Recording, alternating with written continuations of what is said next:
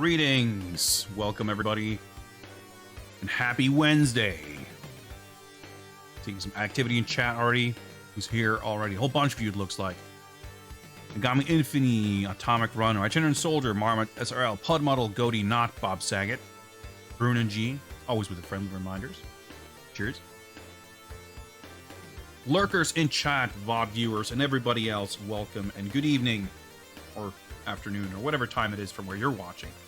It is here, 6:15 p.m., and we are getting ready for some more steaming hot James Bond action.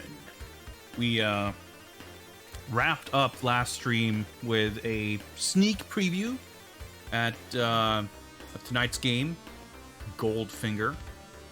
I don't know. A View to a Kill, man. That game,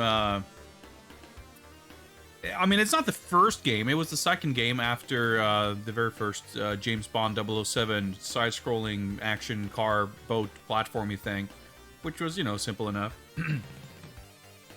But I've been sort of dreading this microcomputer phase of James Bond, knowing what I know about dank European computer games of the 80s and early 90s. Not expecting many of them to be very playable,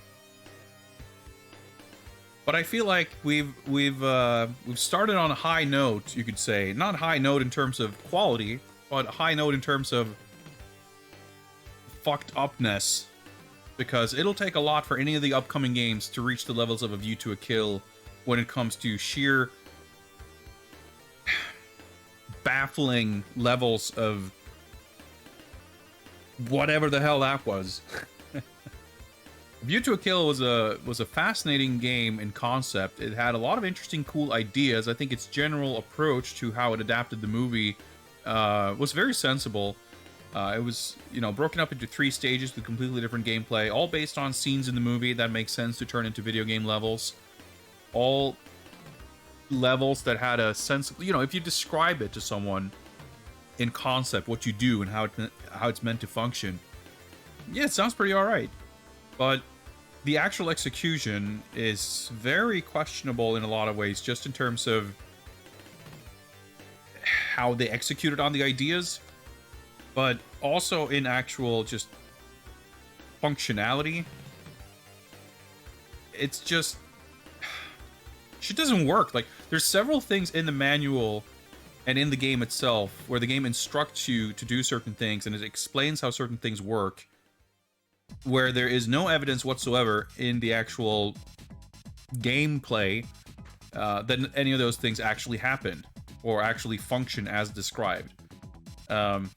We used to walk through for one of the levels and completed it in order, did everything we're supposed to do, and upon exiting the level instantly restarted the exact same way that it does if you die or fail or choose to abort manually, which you can do. There's like a soft reset.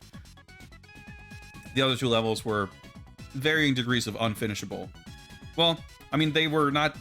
I guess we won't know if they were literally unfinishable like the second level was, but we didn't stick around long enough to find out. We spent, what, 4+ hours on that game, and I think we gave it more than a fair shake. What's up, Why Not? Sangream? Good games. Good. Yeah, it's gonna be all good games. So the upcoming games now, the next one and the one after it, I have a feeling they're gonna be more civilized than most games for quite some time. Excuse me. But without further ado, why don't we take a look at some of that information, some data on upcoming games. What's up, Taco? Civilized artisanal missions from M. Indeed.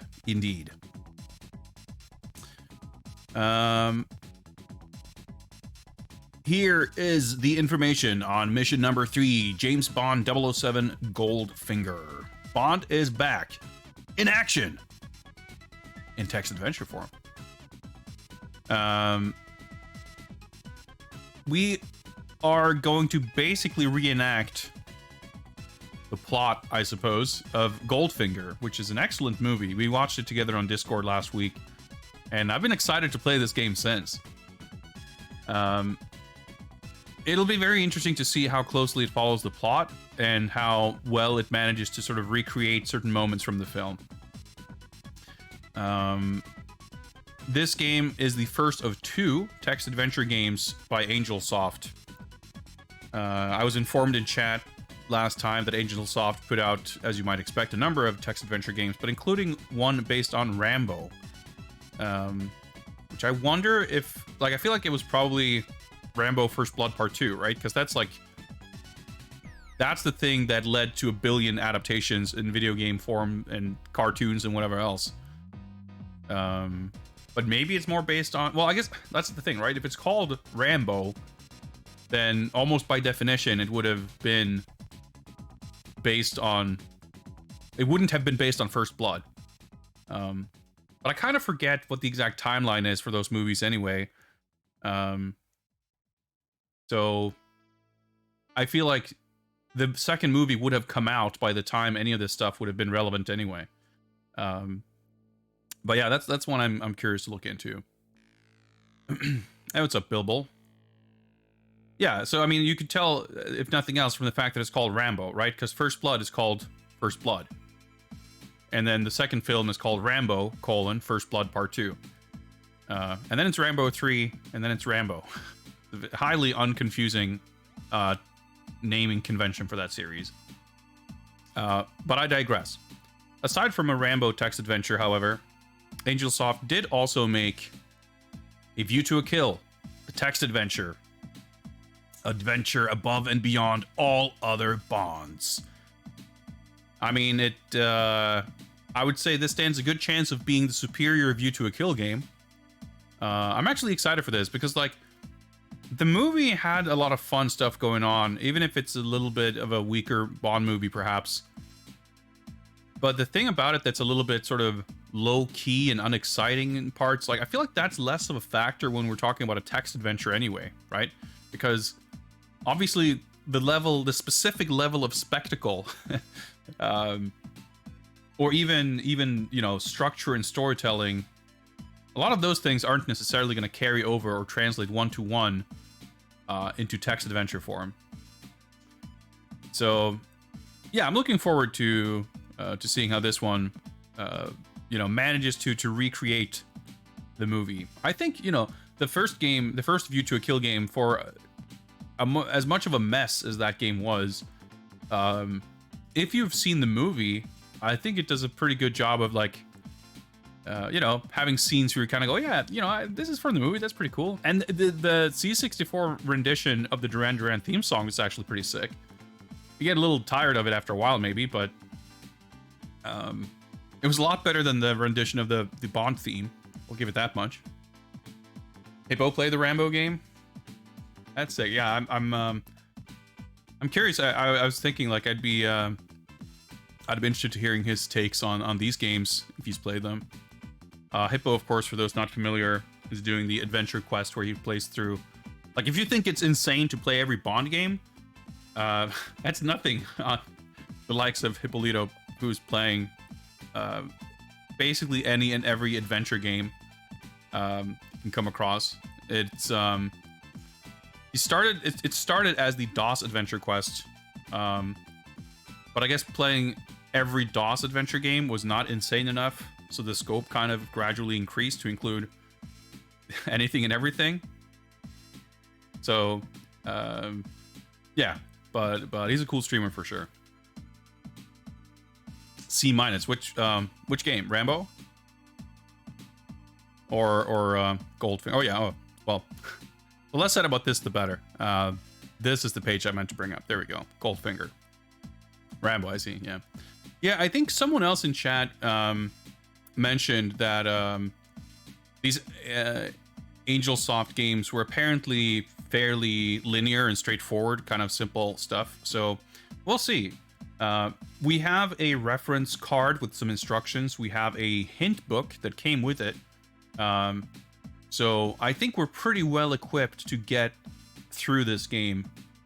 I'm not a veteran of text adventure games. I would say that my impression of these types of games is that a lot of the time they can be a little on the, I was going to say cryptic side. I guess a better way of phrasing it might be the level of user friendliness isn't maybe what you would expect if you're more familiar with graphic adventure games from a slightly later time frame. But I'm sure, you know, there's a lot of different games from a lot of different developers, so I'm sure it's not universal. So we'll see. It came on one floppy, which I guess is probably standard for text adventures. There's obviously not very much data compared to graphic adventure games. But yeah, we'll just see how it goes. Very linear, but still not easy. Okay, well, we'll find out. We've seen the movie, so that might help, right? That's kind of what I'm curious to see, Bilbo. Like, is it basically one of those things where, like, you type in, like, oh yeah, and this is what happens next in the movie? Or does it kind of diverge more, and do I have to sort of think laterally? Like, I vaguely recall when I was doing some research on these games that one of the two was apparently a lot more, like, stuck a lot closer to the movie, but I don't remember was like more close to the movie, and then for this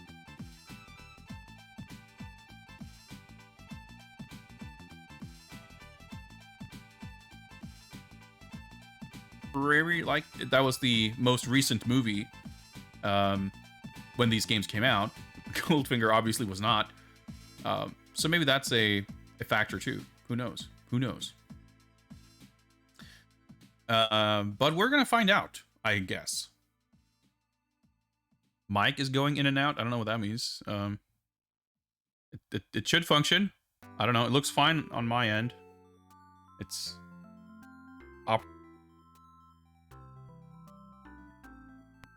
yeah, okay. I could see that it just lost audio. Okay, let me. What the fuck? Okay, let me. I literally no clue what that could be. Maybe I just need to unplug something. I'm not sure if I can. I think the USB end of this that goes into the computer is down back somewhere where I can't reach it easily.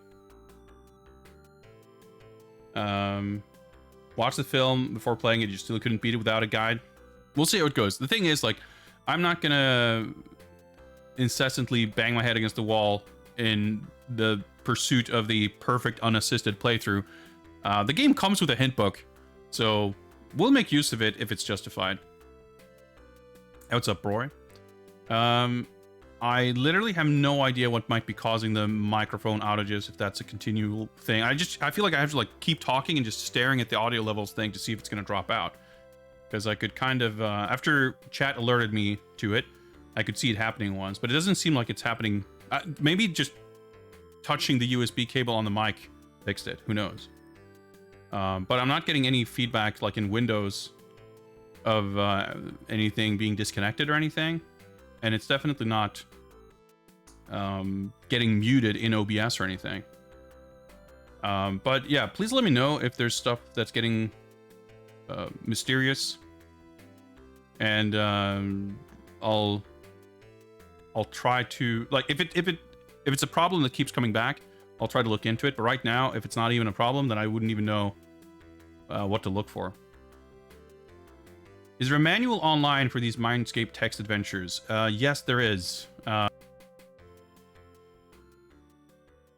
We read through it actually last stream. They have this kind of universal interactive fiction manual that kind of explains what these types of games are and how to play them in a generic way that doesn't actually describe or show anything about the game in question, like specifics, which I think is actually a really cool way of doing it. But it also comes with a reference card that has some more game-specific information.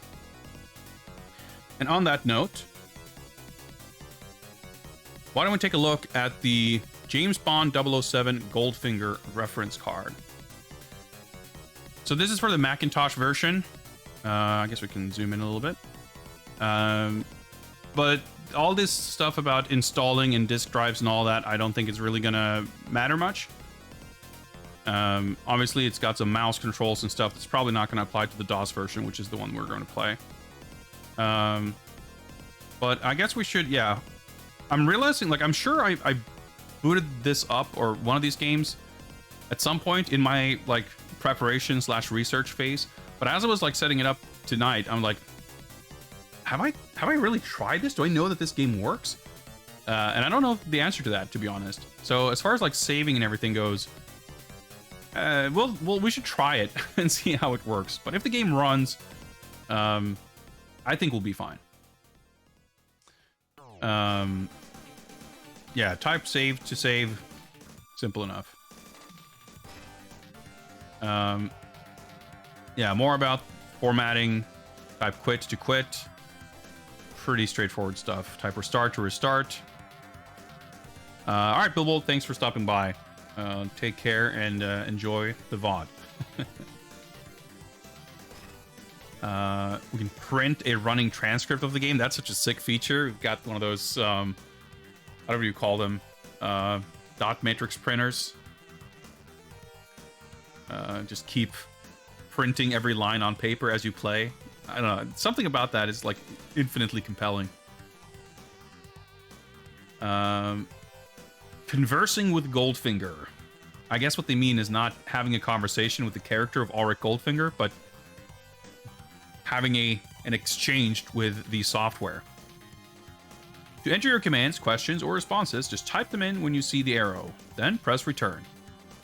If you make a mistake typing, use the left arrow key or backspace key to back up and erase your error. Then retype your entry. The standard commands appear in the book An Introduction to Interactive Fiction, enclosed in your Goldfinger package. That's the book we looked at last time. There's no one else to count on out there, so you might want to take a little time to look it over.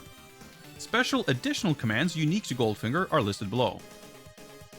Right, burn, climb, destroy, drive, duck, extinguish, flip, fly, get in, get out, goodbye, hello, kick, kiss, light, look through, press, pull, push, but putt. Yeah, I guess we're gonna go golfing, right? There's a scene in the movie where Bond and Goldfinger play golf. So I guess putting. Restore, take off of, take out of. Thank you. Turn on, turn off. Type, wait, who are you? Peculiar commands. Yeah, I think I'm gonna need I need to have this on screen for my own purposes. And then the last page is just some legal stuff. Yeah, so this is really all you get in terms of specifics for this game. Just kind of a list of verbs and commands that may not be included in the general, you know, parser. Because, like, yeah, it makes sense that they had this kind of general parser that they use for all these different games, with a general list of commands. Which, on that note, I should, on my end here, keep that on hand if I need it. I'm just gonna need to arrange some windows here before we can show the Mindscape logo. Sure, give me a second. I closed the interaction thing. There we go. There's your Mindscape logo. Dundee Road, Northbrook, Illinois. Is that your neck of the woods? You pass that by in your daily commute? I mean, I assume they're not around, but I could imagine some industrial building with this logo still being around. Yeah, I'm just gonna keep this here in case I need to reference it on stream or what have you. But let us do this. Close this down and I'll keep my personal copy. A lot of corporate offices and campuses north of Chicago. I see. Yes, Nico Jazz. The examine carefully thing was mentioned in the IF manual. It's actually really sick.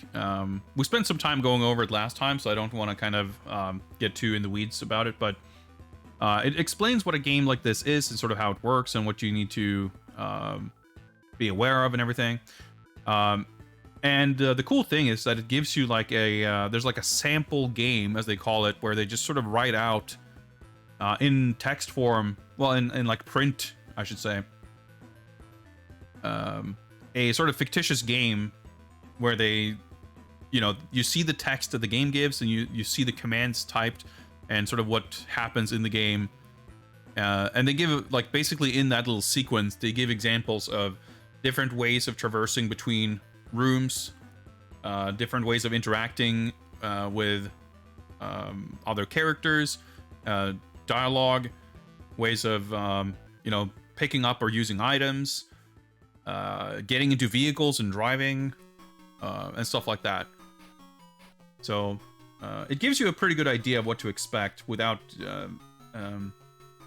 spoiling anything in the specific games. And they also, for example, there's a part where they examine an object and then next up examine it carefully.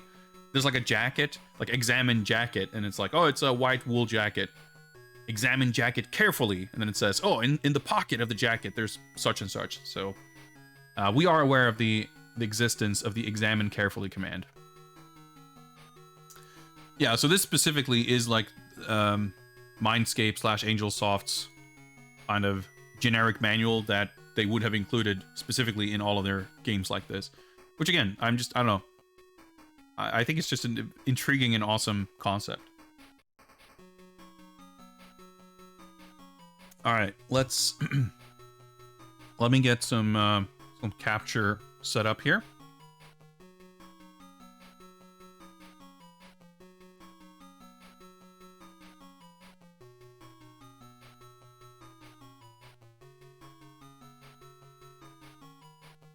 That looks sort of right, but there's a crop. I see.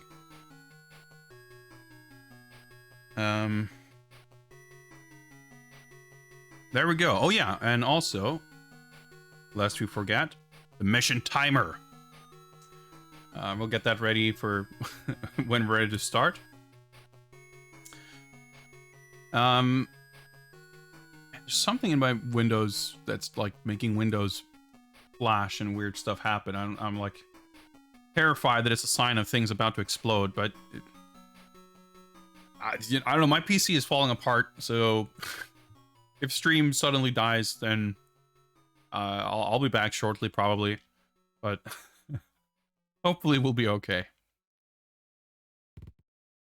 So the topic came up last time too, of like how do you stream text adventure games?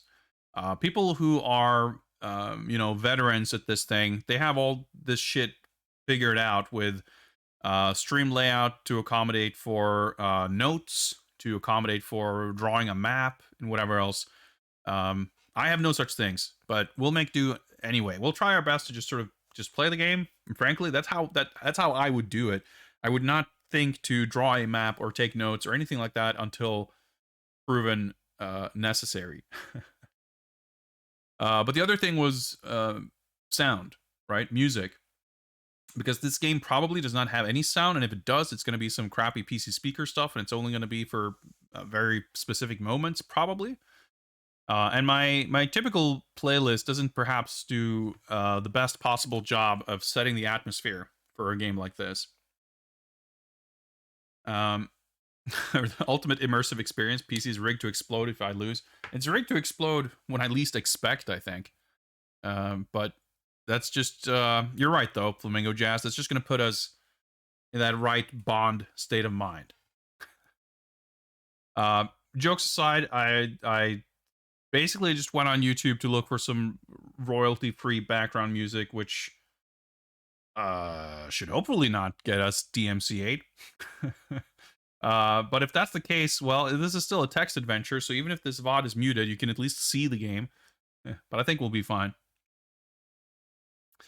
Yeah, Nico Jazz, that's kind of the impression I got. The game might be very specific about what it wants me to do, but it might not be so sprawling that, we're going to have to go through multiple mazes and figure out where to go or whatever. Um, I remember looking real quick on game FAQs, and there was a walkthrough, but there was no, I don't think, map. And I feel like games that sort of require mapping, you're you can kind of expect there to be a map that someone made for it, like on game FAQs. Not to take it for granted, but something that you wouldn't be surprised to see, especially for this type of game, I think. So hopefully we'll be okay. But let's get some background music here. Let's hope the audio levels for this is fine, but if not, let me know. All right, just get in the mood.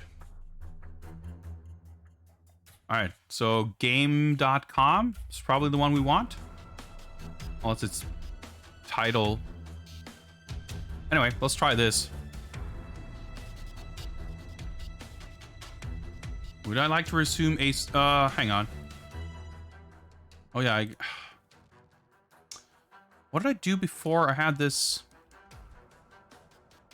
There's some weird capture thing, but it looks like it's fixed now. I just have to, like, enable and disable some things for it to really work properly. But that looks like it's actually capturing in real time now. No. Okay, I'm gonna just do something real quick.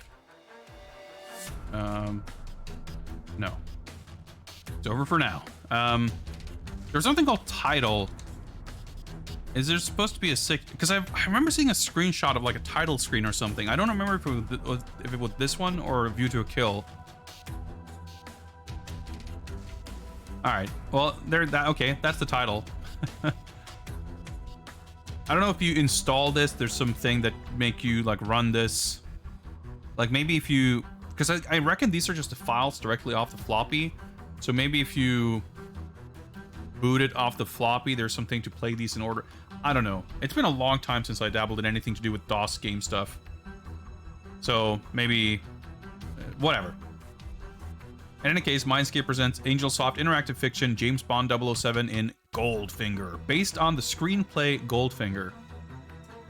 Alright. Well, it looks like the game booted up just fine, so I'm going to start the timer. And we'll game. Your brand new silver Aston Martin streaks down a dark alpine road. A glance in the rearview mirror reflects several sets of bright headlights closing in fast. You step on the gas, determined to escape and continue your surveillance of suspected gold smuggler Art Goldfinger. Already... I don't remember how the movie opens, but I don't think it's like this. Maybe. Well, actually, there's some car... Oh, whatever, fuck it. Let's not get too bogged in that. The aristocratic blonde beside you grips your arm as you spin through a turn. Moonlight and fear race across her face. Tilly Masterson, out to avenge her sister's death. Another naive beauty in over her head. Yeah, they're kind of dropping a lot of lore here. I need to turn down the music like 1%. The music exciting, but I like it's like overpowering my ability to read and focus on the game. Movie opens in Nassau. Yeah, because like obviously the Tilly doesn't show up until after her sister's been taken care of, right? A treacherous hairpin turn lies dead ahead to the west. You brake, wrestling the wheel for control. The lead Mercedes roars its approach. One of the Koreans inside leans out and takes aim. Gunfire rakes the dirt around you, but your cool nerve cancels fear. You're Bond, James Bond, 007 and License to Kill. This is the game you know best. It's time to even the odds and see what this car can do. Damn, you think to yourself as you reach for the armrest. Next time I take a car from Q Branch, I really should listen to Q. Carol SH, thanks for the follow. Yeah, so we're like mid car chase here in our fucking Q mega car. It's quite a way to start the game here.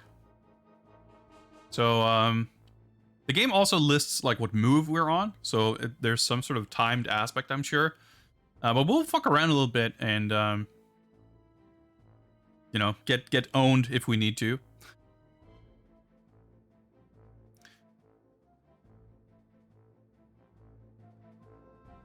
Of course, the music's gonna wildly vary in intensity here, so I need to adjust the volume, whatever. Yeah, they don't really specify exactly the ethnicity, I suppose. But, I want to say Oddjob is specified to be Korean. But I think his, the actor has a Japanese name, right? He's a Japanese actor? Whatever. I mean, it's the 60s. It's amazing they didn't get a white guy. Alright, so I feel like, you should always look around, right? Like, I don't know if this, you know, we're in the middle of a fucking high-speed car chase, but let's look. The cockpit of the DB5 smells of rich leather and polished walnut. A dazzling array of switches and gauges gleams from the dashboard. The door is closed. You can see the car key and the armrest. Tilly is here. Yeah, so they're all like listing all the like the important details. With her willowy figure and vogue cheekbones, Tilly Masterson makes you think of storied mansions, dark limousines, and the Lord's cruel penchant for creating elegant blondes with steel-trap souls. The road swoops around in a wild S-curve here. The battered and patched guardrail marks the last stop of drivers who navigated the road without care or skill. To the east, the road bends around the mountains, and to the west lurks a hairpin turn. The lead car is gaining ground on you. It's now only 50 meters behind you. Yeah, so probably every move we do, they catch up.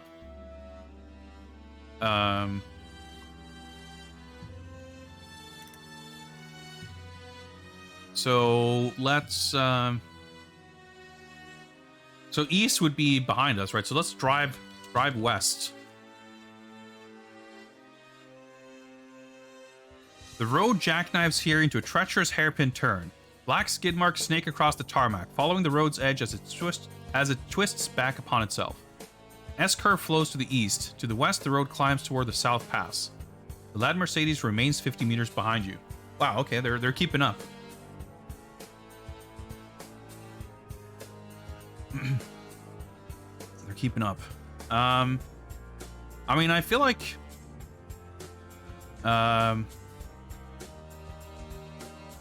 we should use our like this is like the chase scene, right? So we should use our smoke screen and oil slicks and shit. But I guess looking counts as a move, and I don't know, like, let's press some switches maybe. Maybe we can open the armrest, because the buttons are inside the armrest, right? I don't know how.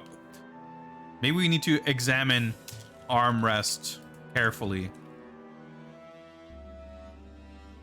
The leather armrest between the seats of the DB5 is closed. A hinge runs along the left side of the armrest.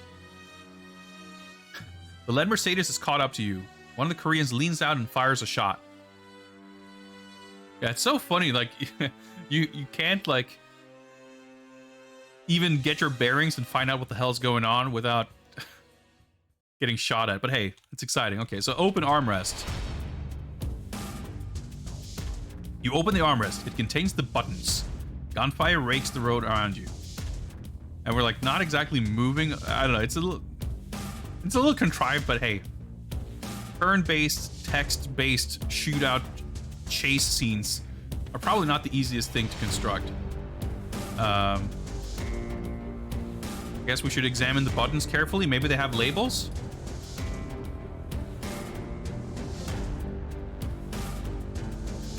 Alright, okay. We probably fucked up here, but that's fine. These 4 tablet-shaped buttons are recessed in 2 rows of 2. White, red, black, gray. Mercedes cuts you off, forcing you to stop. Koreans pour out of the car behind you, brandishing guns and shouting unintelligibly. They're probably shouting in a different language, but unintelligible to Bond, I suppose. Their leader, a silent mountain of muscle, coolly aims his steel-rimmed bowler at your throat. This clearly isn't the time to lose your head. Guards drag you and Tilly from the car. A guard slams the barrel of his gun against your head. As your knees crumple, the spinning earth comes closer and closer. I mean, I guess he gets, like, captured in the movie, right? I forget if it happens in this scene.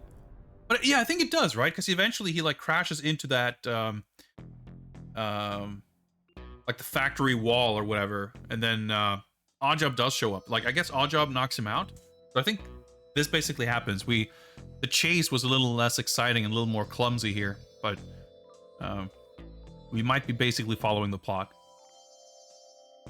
Things were not, things were kind of stacked against us, I feel.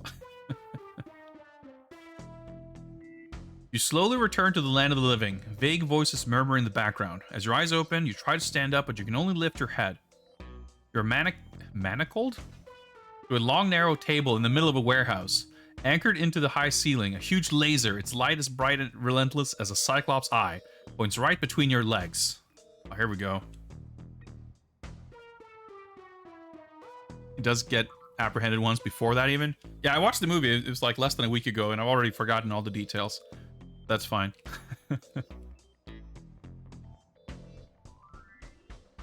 More? Do I not hit enter? Space? Oh, okay. Goldfinger is here. Goldfinger is a red-faced man with a head too large for his stocky body. Parrot-colored hair curls sparsely on his scalp, and like unstoppable lichen? I don't know. This game, the prose here is very advanced. Everywhere else. When he looks at you, his bloodshot eyes glint like brass scales weighing your worth. Okay, I feel like I might need to reference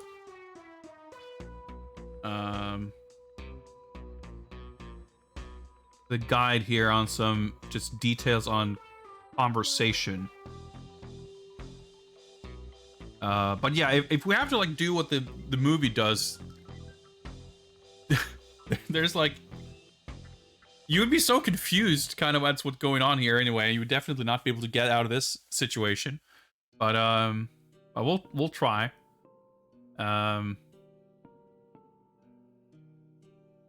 Do we just greet him? Actually, I guess what we just saw is maybe the if we type look, I guess we would get this description basically. Can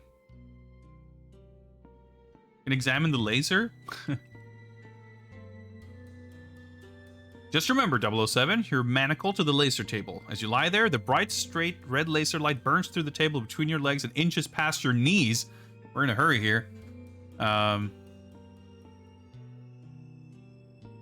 maybe I should have saved. Well, whatever. If we die and start over, we can try some more things during the chase.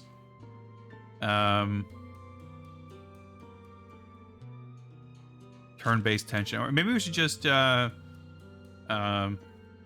what was there were some Goldfinger specific commands. Like, who are you? Let's type. Let's see how that works.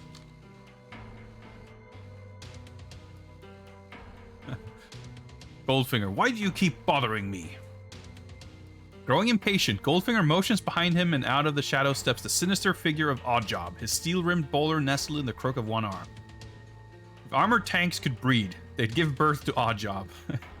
350 pounds of Korean muscle, he stands 6 feet tall and a yard wide. His hands are lethal weapons. So are his feet, his elbows, his knees, and sometimes his head. Two Koreans pull a struggling Tilly forward. At a nod from Goldfinger, Oddjob grips the edge of the bowler and with a flick of his wrist spins it in a deadly arc towards Tilly. Her eyes widen in horror just before the bowler strikes, snapping her neck. She crumples to the floor like a puppet whose strings have been cut. Goldfinger mutters, "She should have stayed in England." Gekizembu, thanks for the follow. Where was this Oddjob in Golden? Yeah, that's such a funny thing, right? Because, like, I feel like everyone's impression of Oddjob is that he's, like, he's shaped like a square. He's really short and super wide. But I was thinking about that watching the movie. Like, he's like, barely shorter than Bond. Like, he's not, I mean, he's not extremely tall. I don't know what height Sean Connery is, but, like, he's you wouldn't look at him and say that he looks small or short or anything. Like, yeah, he's big and wide, but he's a big dude. Everyone thinks he's knick-knack. Yeah, I don't know. I feel like Rare have I don't know. They've created this this myth of the mythical tiny Oddjob. Game's author went on to write Bond novels between 97 and 2002. That's pretty cool. Okay, there's more. The red light of the laser continues its precise slicing of the table until it's only inches from the top of your thigh. So I guess she died just like that. But I can't remember what happens with her in the movie. Or how that all works out. Is she... Because there's like... there's pussy galore as well, right? I feel like Tilly doesn't make it, but fine. It's so hard to remember anything. John Connor was... Yeah, because... right? I figured he would be fairly tall. So Oddjob was like, 6 feet or something. He's not like weirdly short. Anyway, she gets killed in the middle of the chase. Okay, yeah, I couldn't remember.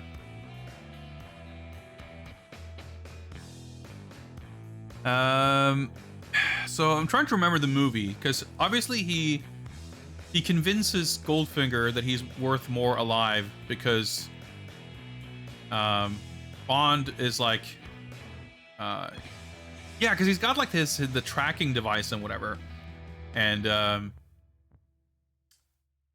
the authorities or whatever, his bosses basically, they know where Bond is, and if Bond goes missing in action, they'll send someone else.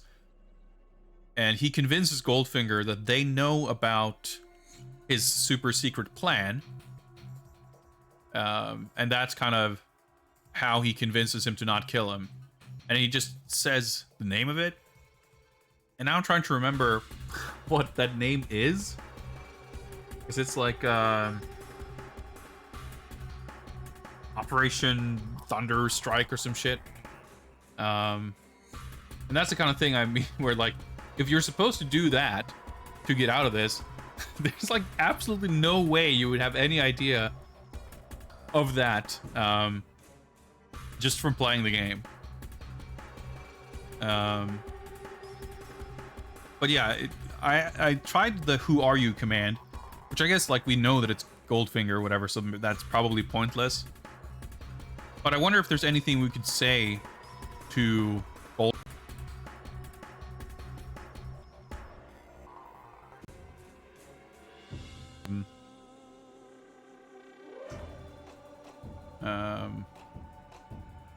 I probably should. Maybe I should have done a question mark, because I think the manual said something about like if you're asking a question, make sure to include a question mark.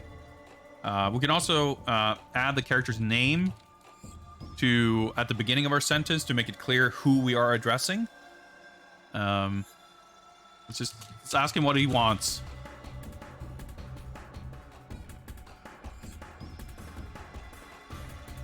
My name has inspired me all my life.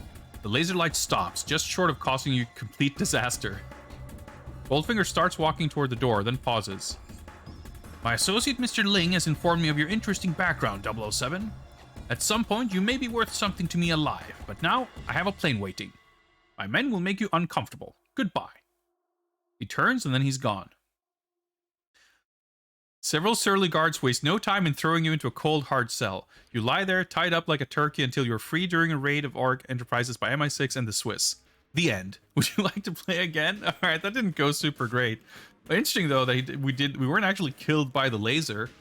It's also funny that the game ends when we're thrown in the cell, when he does get thrown in the cell in the movie and elegantly gets out of it. But here it's like, oh, you get thrown in the cell and the end.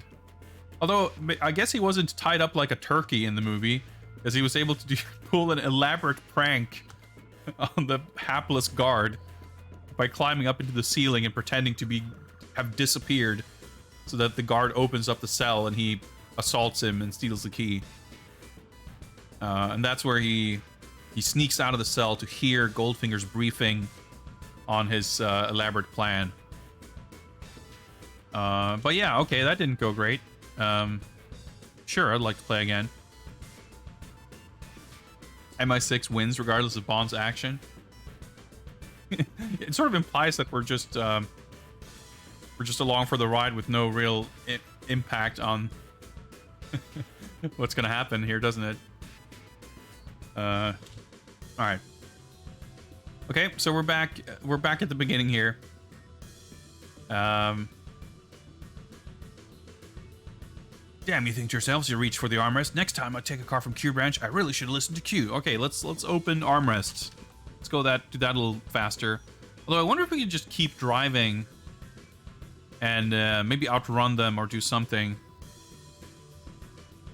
The plan succeeded and they just left you. I mean, I guess we don't know. I guess it doesn't really matter. The game ended. You open the armrest, it contains the buttons. The car is gaining ground. Alright, so... what was it? Like red, black, white, gray or something? Let's press the black button. Maybe that's for the oil. Let's see what happens. A spraying sound comes from the back of the DB5. A glance in your rearview mirror shows an oil slick glistening across the surface of the road. One other Mercedes hits it, spins like a pinwheel, and smashes through the guardrail to the valley below. You speed on toward the hairpin. The road jackknifes here into a treacherous hairpin turn. Black skid marks. Yeah, okay. So, we actually, in the act of typing this command, we also traveled one room west. To the west, the road climbs toward the South Pass. The car has now lost ground. It's more than 100 meters back. Okay. Well, let's drive west. Channeled between two mountains, the wind howls like a banshee through this narrow southern pass. Great evergreen forests stretch up on the mountainsides to sheer rock. The road heads west to an intersection with a major highway. From there, a pair of blinding headlights are moving straight toward you at a high rate of speed. To the east, the road contorts into a hairpin turn, while a pass road leads north. Pass road? Still more than 100 meters back. Okay, so I figured if we keep driving to the west, we might crash. But we might want to go onto the smaller roads, and then we can use the smoke screen, because that's kind of what happens in the movie, right? So let's try driving north. Connecting the south and north passes, the pass road clings to the windswept mountainside like a garter on a courtesan's thigh.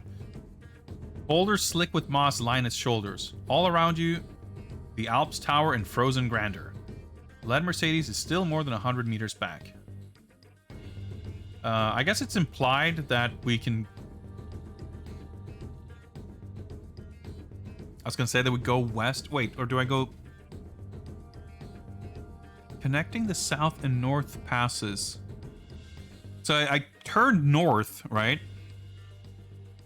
Does it mean that I continue to go north? I feel like I have to type look to get an explanation on how these things connect. But if I spend a turn looking, they might catch up. So let's try to continue driving north.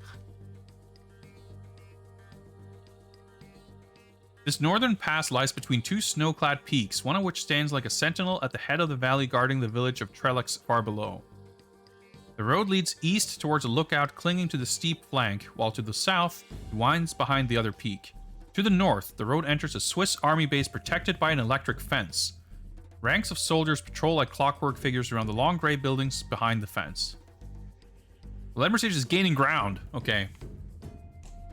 See, they're gaining ground even if I didn't waste a turn looking around. East towards a lookout clinging to the steep flank. While to the south winds... Okay, so... if I move another turn, they'll probably be behind us. So I can, maybe I'll go east. Or do I, like, if I used smokescreen or whatever, do I keep, does that command also make me keep going somewhere? And if it does, will it keep me going in the same direction or where I should be going? Who knows? I guess I should try the buttons anyway, just to learn what they do. If nothing else, let's do it. I'm pretty sure there was a gray button.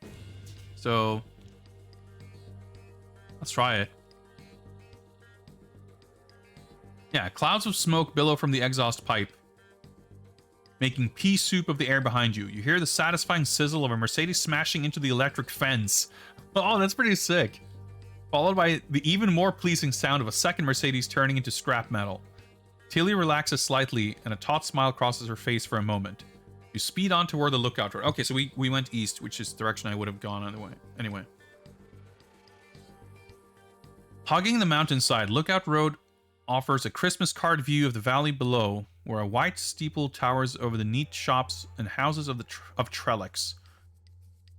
To the west is the North Pass, and to the east lies a sharp curve. The road's southern shoulder widens into a lookout. In the ground is a manhole cover.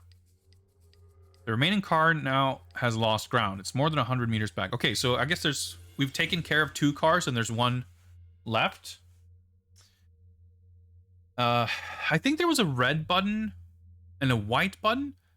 I don't like, so in the movie, right, there's like the revolving license plates.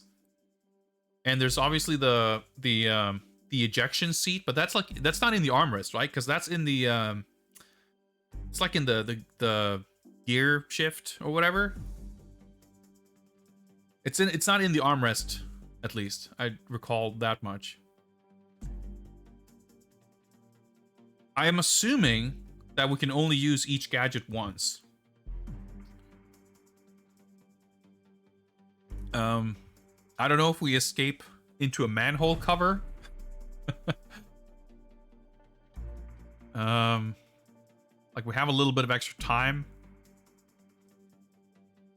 Maybe I should like press every button just to have tried it so that we would know what each button does.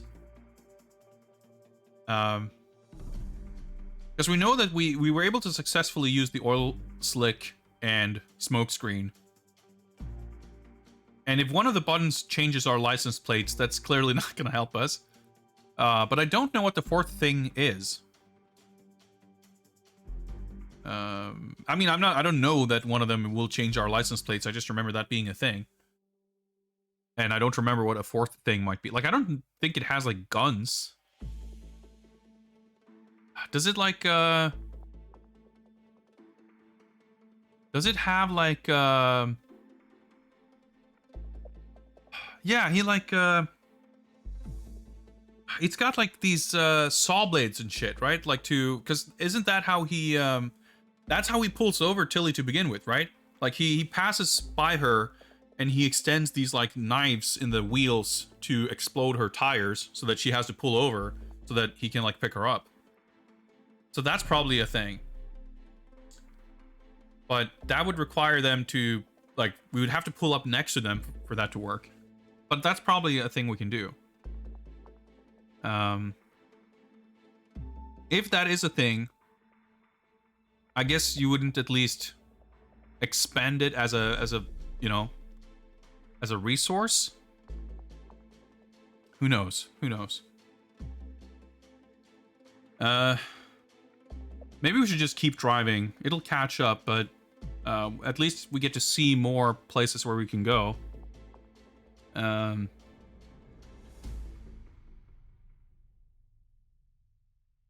the west is the north. Yeah, that's where we came from, right? To the east lies a sharp curve. The road's southern shoulder widens into a lookout.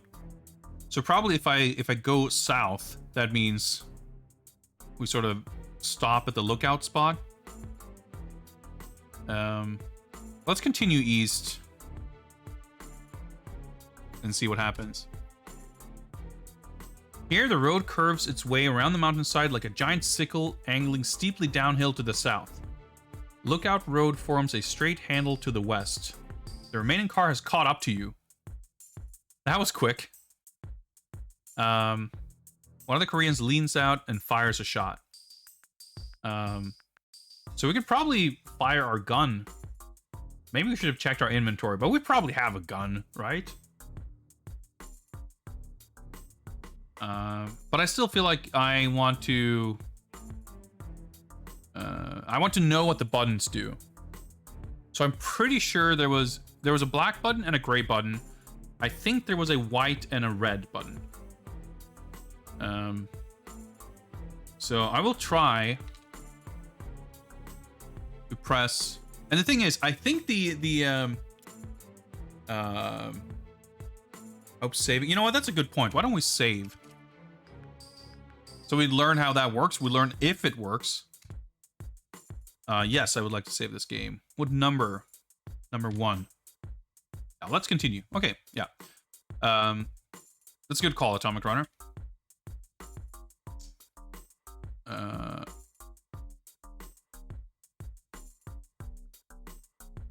Even though it's not in the armrest, I believe that the ejection seat button is red.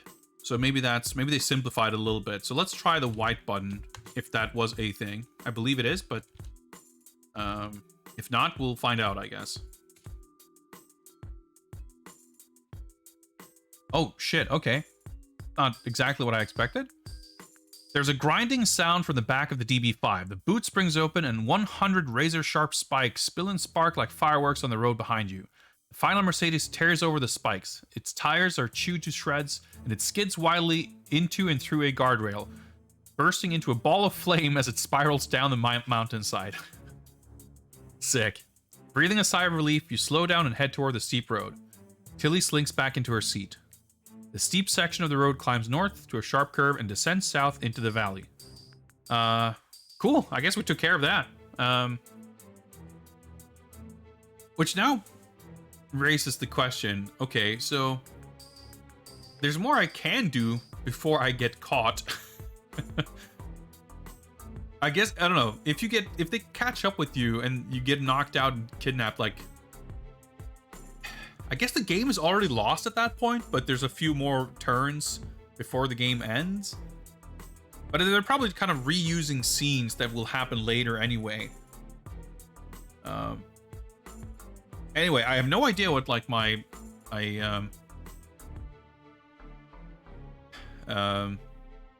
actual objective is here. We haven't really got any, like, kind of mission briefing or anything. We're in a car chase and we barely survived, and it's like, okay, now what? I guess we might as well check our inventory. You are holding nothing in your hands and have the lighter on your person. Wow, the game, like, I mean, I would hope that I have a steering wheel in my hands, but beyond that, nothing, sure. But things that are on my person count sort of separately.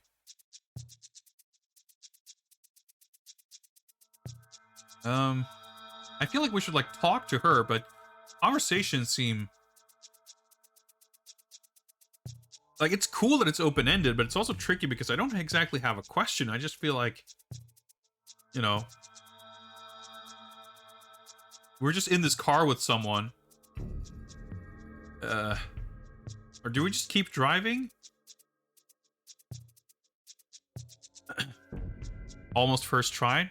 Deduced what the buttons did. Yeah, I mean, I tried to apply some logic. Have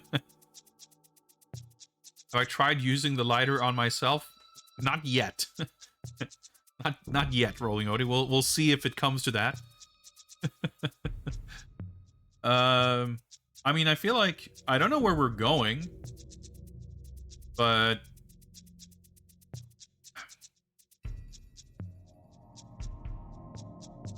we're like, I don't know, trying to learn more about Goldfinger, or I feel like let's just keep going. What, like, so I wonder if I just type S for south, will it work? Like,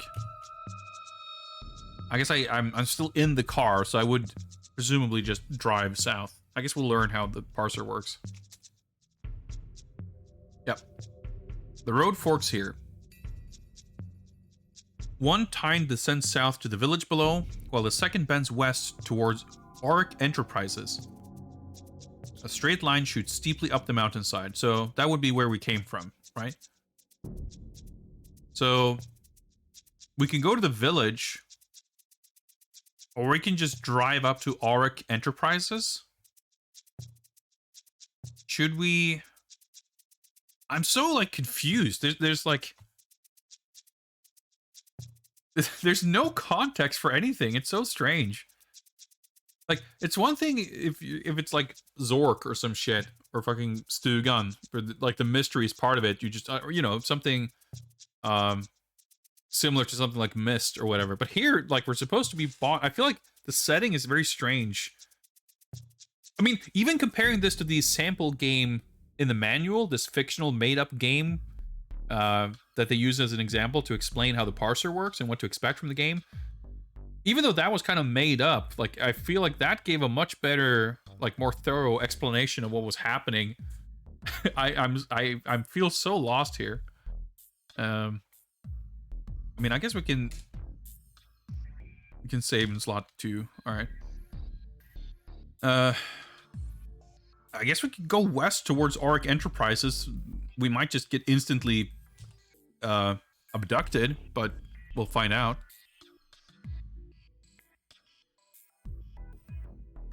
Yeah. As you drive by the front gate of Auric Enterprises, you are apprehended by dozens of guards, alerted by the earlier confusion of the chase.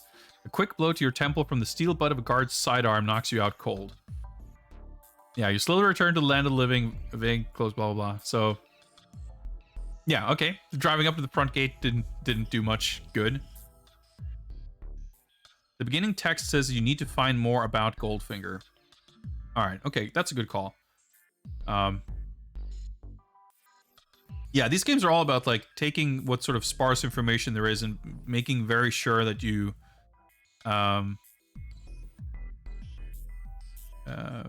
that you pay close attention to it.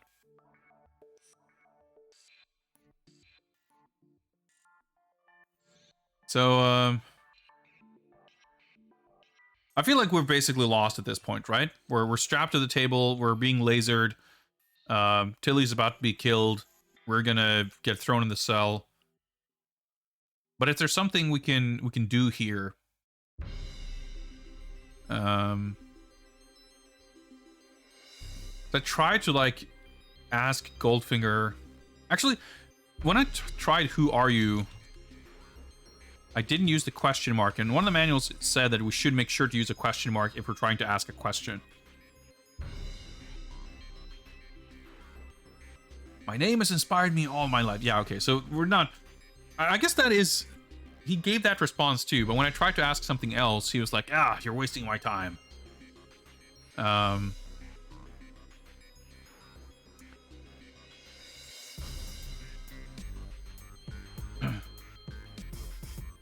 About talking about MI6. They know I'm here. My name has inspired me all my... Maybe that's just if I type Goldfinger.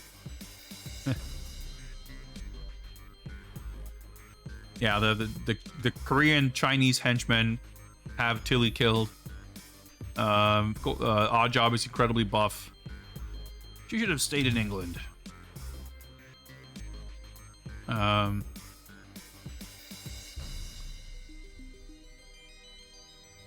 looking at the verb list here.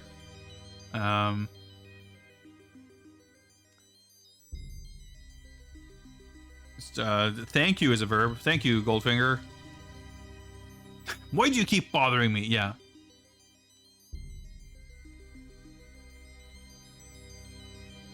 Yeah, it's so funny though that the laser beam doesn't actually kill us, but the game still, like, despite this scene existing only to game overing us. Although I guess, like, you can clearly tell that each scene, like, the fact that the text is written out in these, like, bite-sized chunks,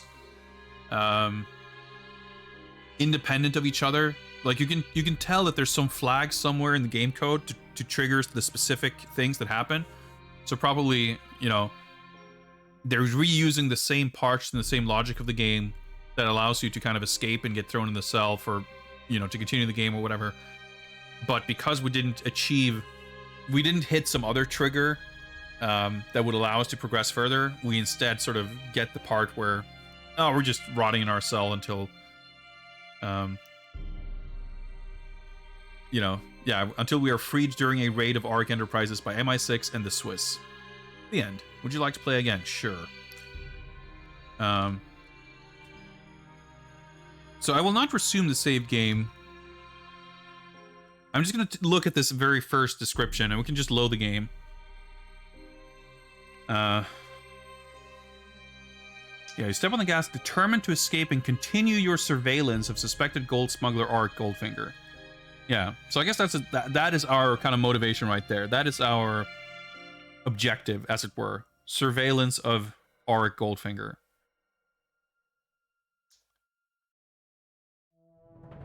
So probably... Actually, before we load, why don't we open the armrest and try the red button.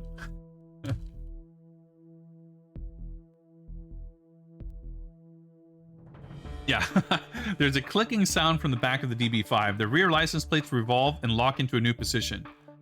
Okay, so that's all right, there we go. So just, if we try... I wonder if the different sort of countermeasures work regardless of the order you use them. Yeah, spring open and 100 razor sharp spikes. Tires and shoot, yeah, so basically regardless of where we are, a car is gonna crash through a guardrail and explode. And we're in the hairpin turn. All right, okay. I'm just trying to think if there's something else like, since we're in a sort of dead game, I'm gonna restore anyway. I'm trying to think of if there's anything else we need to, or not need to, but something else we might as well learn about the car. All right, we get a description of Tilly. You see the car key and the armrest. I'm assuming the key is in the ignition. I guess that's just for us to remember to take it before we leave the car.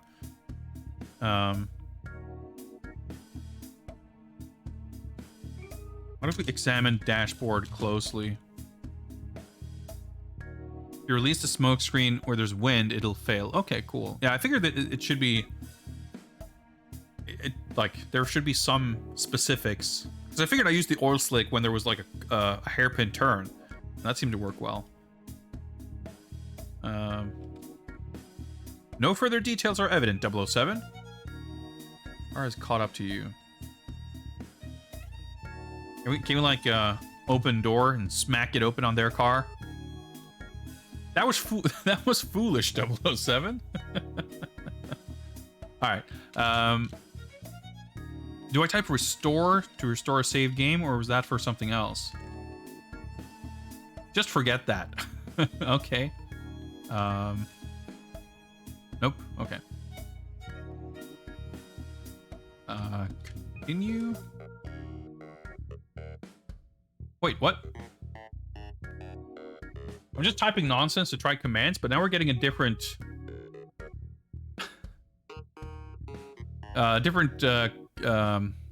response from Goldfinger here.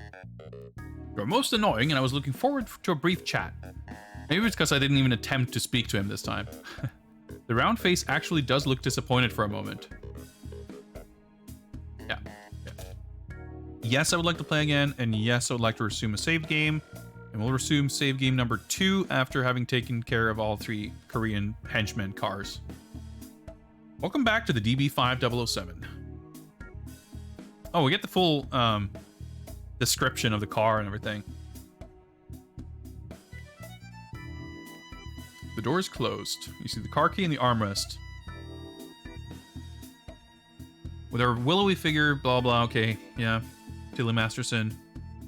The road forks here. Okay, so we clearly do not drive towards Arc Enterprises. We could probably turn around. There was that like highway But I guess we should stick around and continue our surveillance, right? So I guess we go south to the village and see how that goes. Trellix is a sleepy village nestled at the foot of the mountains. A brick bank with a giant clock on its tower dominates the square of this orderly and quiet town. The D42 leads south from town and a narrow road heads north toward the mountains. So the North Mountain Road would be where I came from. Examine clock. Hey, I was wondering, it said something about moonlight. I'm not sure if it's like in the middle of the night or if it's early evening or what time it is. Can we go to the bank? I mean, the bank seems like a good place to ask about Oric Goldfinger. If it's a bank, maybe a brick bank with a giant clock means something else. Examine bank. Your trained eye saw it all in the first glance. Have I been examining carefully? Yeah, well, I figured it should, if I wanted to know the time, I feel like I shouldn't have to do that. And I figured if it already says there's nothing there, that implies to me that there's nothing. I figured these comments aren't like comments to mean you need to examine carefully, but rather like there's nothing to be gleaned here. But I could be wrong. What's up, NPC? I'm doing quite well, thank you. We're getting sort of owned by the game, but that's fine. One thing at a time here. We're not in a deadly chase here, so we might as well try it, sure. Yeah, figured. But maybe we can, if we leave the car, maybe we can enter the bank or whatever. Actually, we should take the car. Do we stop the engine? Stop car? I don't know if that's a verb, but I won't rest easy until Goldfinger no longer walks this earth.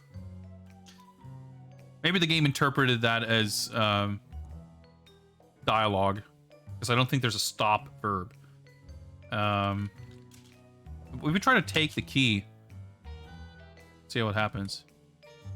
Yeah, you take the car key and turn off the DB5. I'll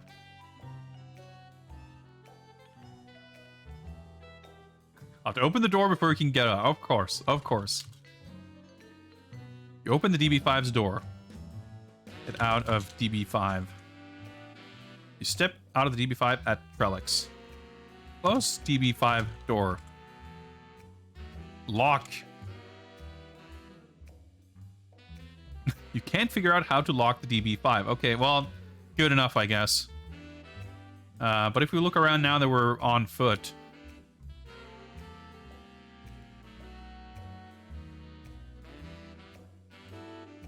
Trellix, a sleepy village nestled at the foot of the mountains. A brick bank with giant clock in its tower dominates the square of this orderly and quiet town, but it doesn't give me any direction or anything.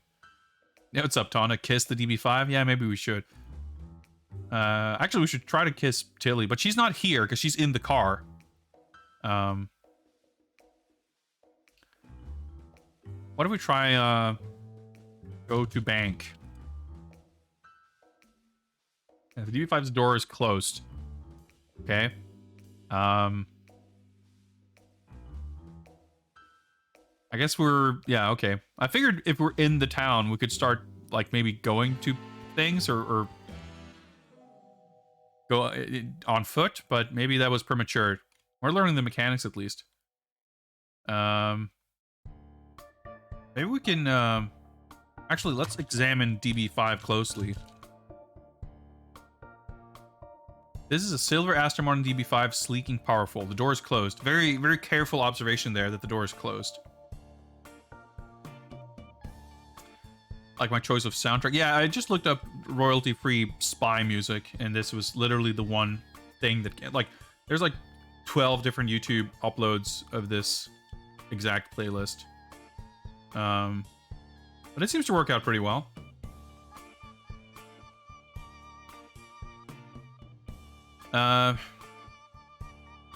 So let's just, if I try to go leads south from town. I guess we were not quite in town then.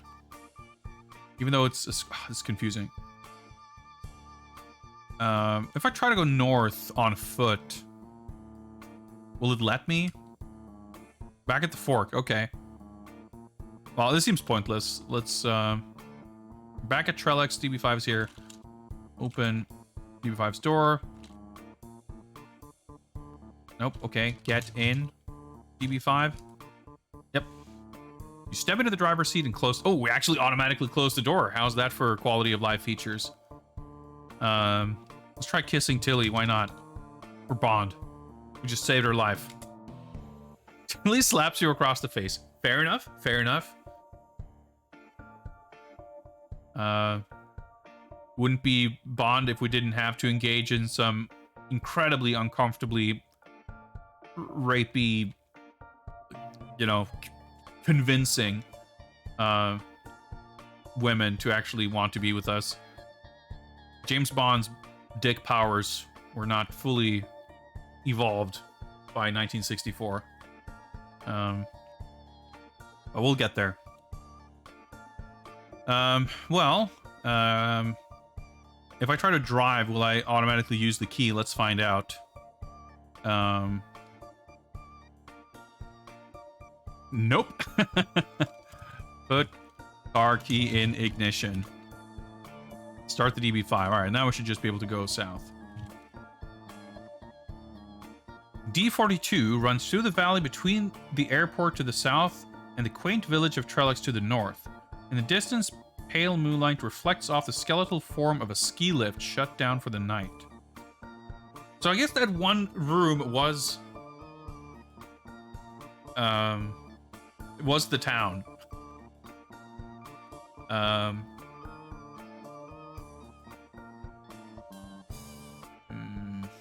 Okay. I mean, how much? Like, I feel like if there's item to interact with, it will tell me. Just like the armrest is here, Tilly is here, whatever.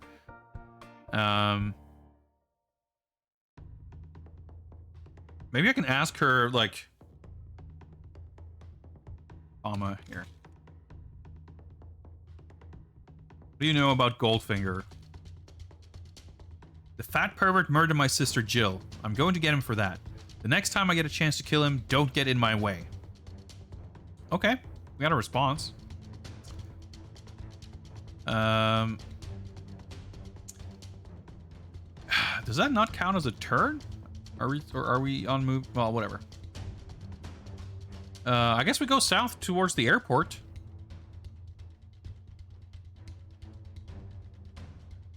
The airport is a checkerboard. Okay, yeah, the current turn is always at the very top of the screen. I see. Like, it's not part of the actual text log. The airport is a checkerboard of interlocking runways dotted with Swissair 707s, constellations, and a scattering of smaller planes. The whine of a jet slashes from air. To the south of the parking area is a low-slung glass terminal. The D42 exits the airport to the north. Okay, I'm trying to parse that information. Okay, the D42 exits... Okay, so if I drive... Yeah, because I came from the north, that means... Okay, that's where I came from. I see. To the south of the park... Okay, so I guess go south... to a low-slung glass terminal. So far, there haven't been that many, like, intersections in different places we can go. There was, like, that one place where there was some kind of an intersection and there was someone coming towards us. Which I figured if we drove that way, we would have been in a head-on collision. That car probably still not there now, so we can maybe drive all the way back there and see where that takes us. But we might as well just keep going here and see if we can get to a location where we can find something to interact with. So let's keep going south. You can't drive in that direction. Okay. South of the parking area. I guess we're in the parking area?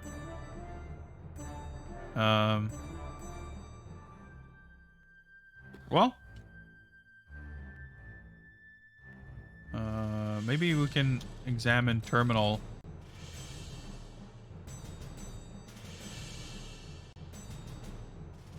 Get out. We already have the car key. I guess we didn't lose the car key when we put it back into the ignition. Yeah, you're holding the car key in your hands and have the lighter on your person. Well, let's open the door then. You open the DB5's door. I guess maybe we already parked and stopped the car.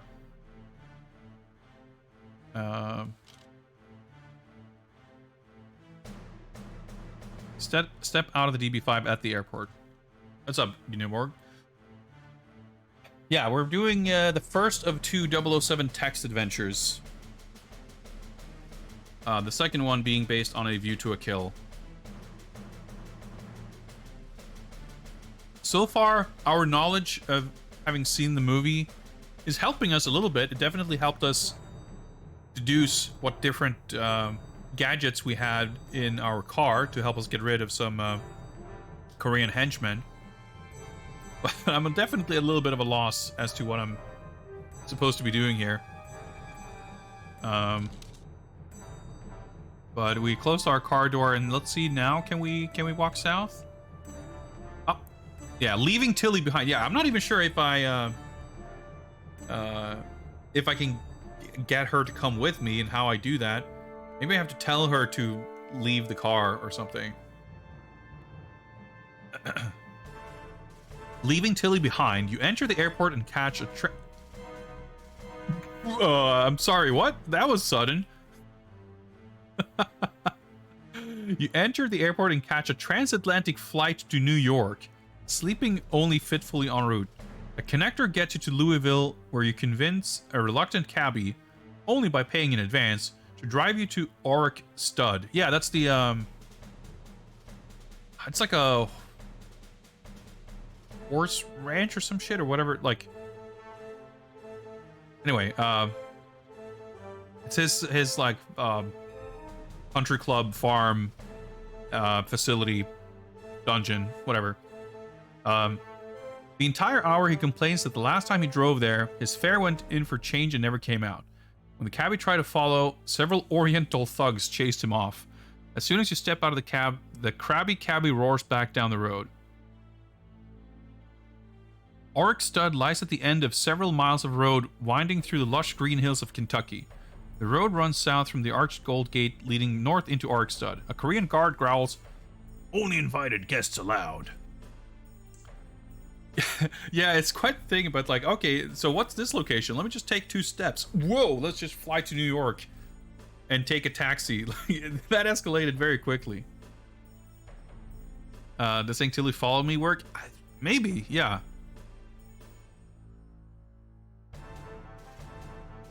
Must have been holding the key for the whole drive. Yeah, I guess it was just like holding the key into the ignition. I was just driving with the other hand.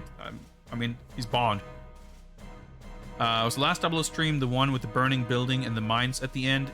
Yeah, well, that was the last game. That's A View to a Kill, the computer game. We played that for 2 streams. So you may have watched the stream before last one. But that's the most recent game.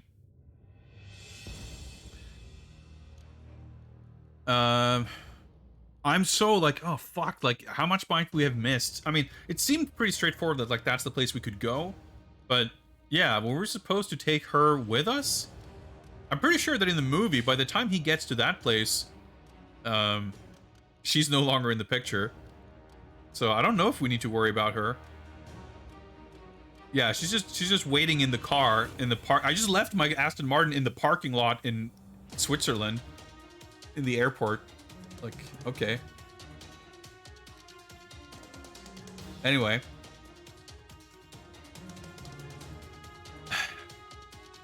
Auric Stud lies at the end of several miles of road winding through the lush green hills of Kentucky. The road runs south from the arched gold gate leading north into Auric Stud. Okay, so north is the facility. South is the winding path back to... You know, if I go south, do I take a flight back to Switzerland? Who knows?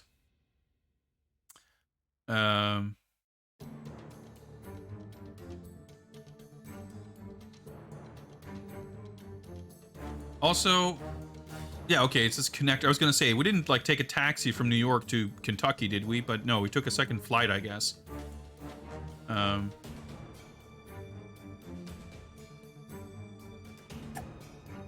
We spend, like, 45 turns driving 600 meters, and then in one turn, we take a transatlantic flight, we take a connecting flight, and we take a cab ride for several miles.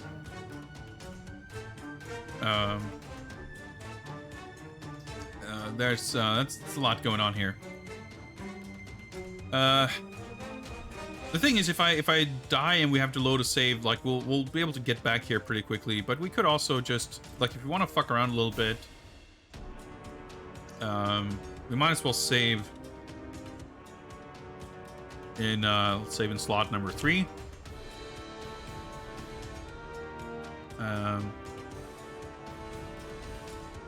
So we can try to dispose of the guard, right? We can, yeah, we've known from our AngelSoft interactive fiction instruction book that there is a there's a command for kill parentheses murder, so we can try doing that. We can try to flip the guard. That's something they use as an example in the sample game thing. Yeah, let's look at the verb list. We can take, drop, throw, wear, remove, read, break, kill, open, close, lock, unlock. Yeah, so lock is a verb. Oh, dude. Maybe I tried to lock the car, but I didn't try to lock the door. Maybe that's why that didn't work before. I guess it doesn't matter. We just fucking left our car in Switzerland anyway. What does it matter if it's locked or not? Go, trade, give, put something in something, put something on something.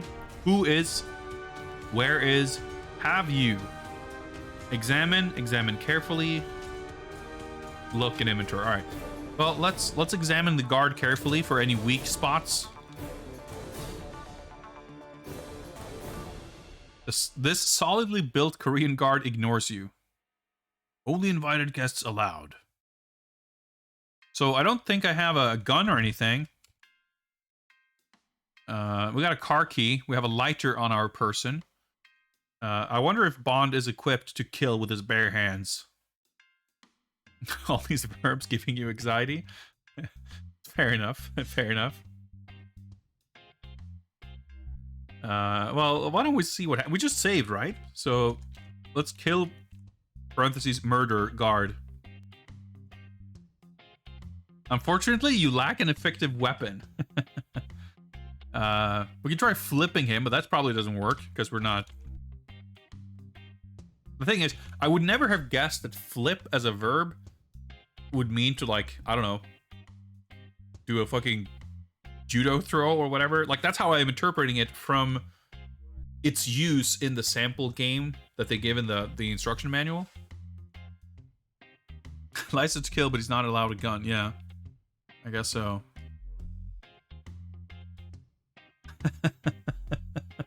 The guard loses patience with you and turns you away. One curve in the road leads to another as you trudge south through the emerald Kentucky landscape. We're just walking away, I guess. After some time, a sleek helicopter speeds by overhead. A bit later, the ground rocks beneath your feet and you are thrown to the ground. You lose consciousness. You awake in an amnesic state and wander aimlessly for months before settling down in an isolated pine bluff to the contemplative life of a hermit. The end.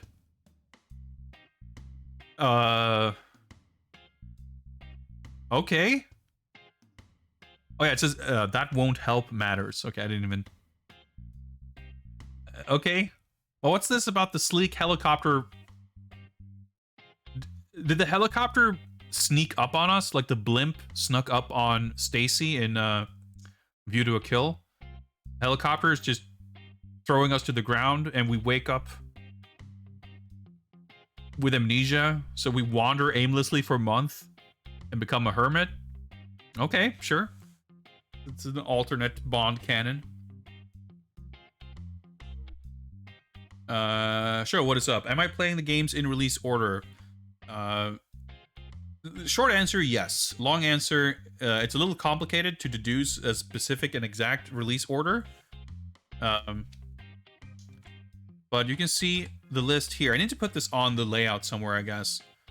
Well, it's in the stream title, but I don't know if that's good enough. But you have a little spreadsheet there that lists all the games and the order in which they will be played. There is 50 games on the list, and there will be we got info on this game right here. This is the third game of 50. But there's also a couple of secret missions, additional games, additional missions to be unlocked through manners which are not yet publicly known. Top secret, highly classified information. I will put top men on figuring out how this is going to work in exacting detail. And hopefully by Saturday's stream, it's a little optimistic maybe, but hopefully by Saturday or at least Monday, I will be able to provide a little bit of an update on how this is going to work. But rest assured that the 50 games only cover the I guess, the official games and everything. That's like, that's the base list. But the list, with the help of the community, may be able to be expanded with a few further games. Is one of them James Pond? Excellent question, Nico Jazz. To which my only answer is, that's top secret information. These details are confidential and cannot be divulged so easily. Secret mission information is not to be revealed so flippantly. It will be revealed very carefully, only after specific parameters have successfully been achieved. What is my ETA for completing this project? I'd be surprised if I'm done within 2023, I would say. But we'll see. There's going to be, like, we've been actually having kind of a good pace up until now, I feel.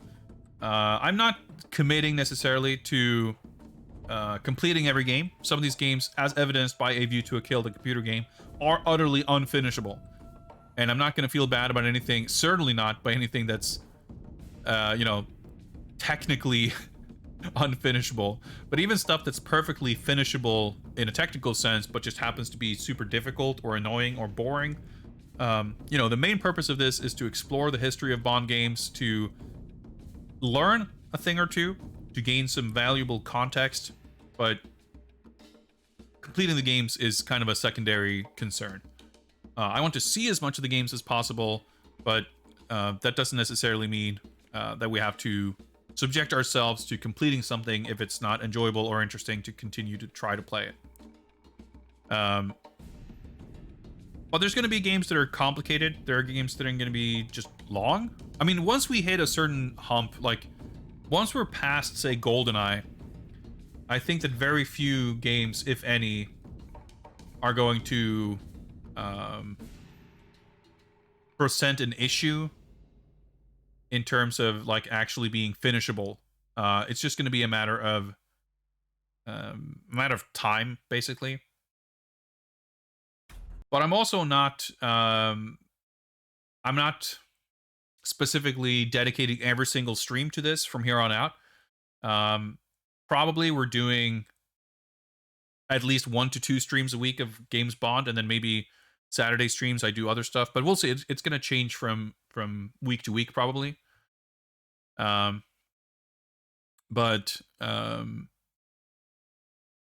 that's the basic idea. But we're like, Gotham Knights is coming out soon, and if I get my copy by Friday, we'll probably play that on Saturday, and maybe that's gonna put Bond on a little bit of a back burner for a little bit.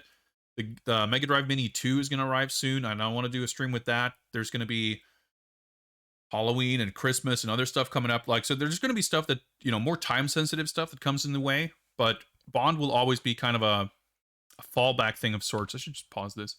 That's going to be a recurring thing for, I would say, at least most of next year. That's my prediction. Past GoldenEye. GoldenEye is easy. Well, the thing is, there's a bit of a gap. We have some 8-bit and 16-bit console games, a small handful, and then GoldenEye. But like GoldenEye, I think is the first game that is basically I think there's a pretty clear mark. Like, let's see. I think is this yeah. GoldenEye's game number 17. And from this game onwards, like, I think this is maybe the last game. Well, not counting some mobile games, but they're obviously pretty different in general. But as far as like console games go, starting from GoldenEye, I feel like they always have like saving and checkpoints, and there's going to be some FPS games that just have like horrible level design and are going to be awful, probably. But you're not going to game over and have to start the game at the beginning. And I think that's a pretty like clear and important distinction. So from this game onwards, most games are going to be games that you can just kind of, you just need a little bit of patience and perseverance and you'll get through them. Whereas earlier games, they're a little bit all over the place. Shit like this, for example. So from GoldenEye and the other movie games of the Brosnan movie games and other later FPS games and stuff, I feel reasonably, again, like comparing this to the Batman stuff, it was kind of the same. Like the Batman games for 8-bit, 16-bit systems, like a lot of them could be really difficult, to say nothing of some of the computer games. But once you got to that like PS2 era, even the ones that were difficult, getting through them was just kind of a matter of patience. And the more time goes on, the more true that becomes. And GoldenEye might be difficult. I don't know. I've never finished it before, so we'll see. But we're getting ahead of ourselves a little bit. Goldfinger is where we're at right now. The game ended. We got the hermit ending. And I think this is a natural place to take a short break. There's lots to be discovered and explored in this game. We do have a hint book that comes with the game, and I'm not going to be afraid to look at it if need be. But for now, I think I'm more than happy to just mess around a little bit. Maybe after the break, we can see if we can get Tilly to get out of the car and come with us. Maybe we should try going back to the freeway or whatever and see if there's like, are there rooms in this kind of Switzerland location that need to be explored, that can be explored, or is the objective literally to make it out, like make it to the airport and leave, or do we actually need to accomplish something before we leave? We can maybe try to find that out. But I'll step away for a couple of minutes, do a little bit of stretching, go to the bathroom maybe, and I'll be back in a couple of minutes with more Goldfingers. More Goldfingers? Just singular, just the one. Not more Goldfingers, just the one Goldfinger. See you guys in a little bit.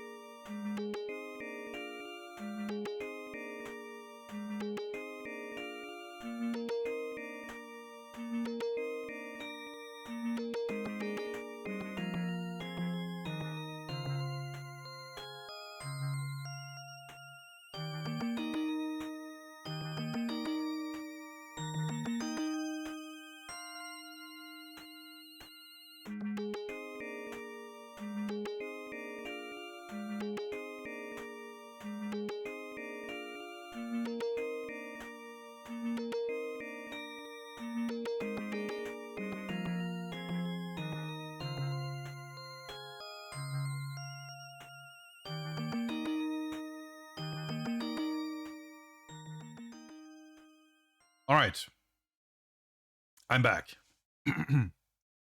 Hot debates on 007 racing, huh? Well, it's supposedly difficult. It's supposedly bad. I cannot help but flashback to Batman Gotham City Racer for the PS1, which was not one of the worst games, I would say, in the Caped Crusade when we played 50 plus Batman games a couple of years ago. But it was certainly not one of the best ones. It was also weird because it's not really a racing game. You drive cars, it's a driving game, but not really a racing game. And I get the impression from what little information I've gleaned on 007 Racing that the same is kind of true there. It's not really a racing game. Like, you're not racing to reach the finish line first, It's more like driving, and it's more like Spy Hunter, I guess. You drive and shoot and shit. I don't know. We'll see. I'm excited to get to it. Like, that era is so exciting to me, the PS1, PS2 stuff, like, because there's a lot of games, and I've barely played any of them. And I think many of them will have interesting stuff going for them. That's my hope, anyway. It's actually kind of nice to start with a lot of these weird PC games, because so many things that are going to be relatively trivial are going to seem so exciting. Like, we have Text Adventures right now, but these other like Amiga and C64 games and stuff, they're going to be, I don't know, a bit of a mess in some ways. And then there's like, unlike Batman, there's not a whole slew of like NES and Game Boy and Mega Drive and Super Nintendo games that are all going to be exciting and flashy and cool and what you would want from the license. The handful of 8 and 16-bit console games for Bond are all like, there's the James Bond Jr. games, there's the Sega games. There's nothing on, well, there's James Bond Jr. on the Super Nintendo, that's it. So like, it's pretty slim pickings. So by the time we get to stuff that actually feels like it's a visual and mechanical kind of exciting game that actually incorporates what you would want from a Bond game, that's pretty much GoldenEye, where that really starts. At least, sort of properly. So, I mean, I don't think super highly of that game compared to what most people do, I think. So it's not that I'm excited for GoldenEye in particular, but it's more so crossing that line of getting into games where now all of a sudden they look and feel more in line with what you would expect from a Bond game. And even the lesser games of that era, I think, will still have some interesting stuff some interesting stuff going for them. Anyway, enough about 007 Racing. We'll get to that soon enough. Now we're playing Goldfinger. Every time I say Goldfinger, or I'm about to, I almost say GoldenEye. It's just how that goes, I guess. But anyway, I'm gonna get some music going here and get some gameplay back, and we'll resume the timer. We'll restart our game, and let's load our second save game.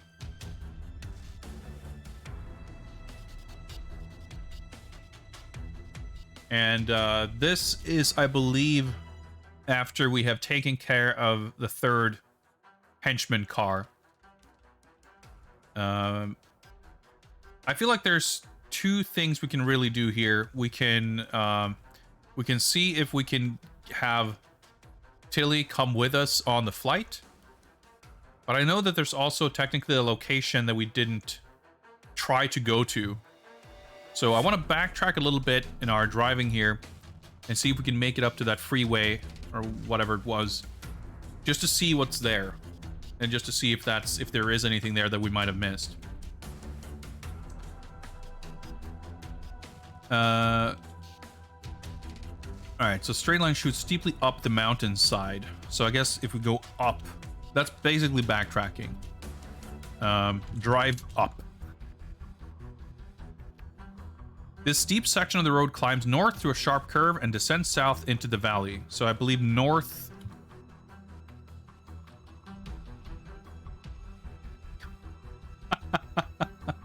You hear a sickening pop as the metal spikes shred your tires. The DB5 slams into a boulder. While you're recovering in the hospital, you hear something about a nuclear blast in Kentucky and the United States gold supply. M telephones to practice some of his old Navy language on you and to let you know that Tilly is suing you and Her Majesty's Secret Service for malfeasance. The end. So I wonder, is that because... I guess that's because we left the spikes there. That's the room where we used the spikes. So I wonder if, like, the spikes and obviously well, I shouldn't say obviously, but I was gonna say I would assume that the smoke screen would like dissipate, but maybe not. Like this, I'm just trying to go through it in my head. Like, is there a way that we can use these weapons in such a way that we can safely backtrack through these scenes? But it might very deliberately be designed to not let us do that, so that we aren't tempted to backtrack. But I'm gonna start a new game because I feel like the hint as you get it is clearly that if you try to go to that freeway location, whatever, you're just gonna be in a head-on collision.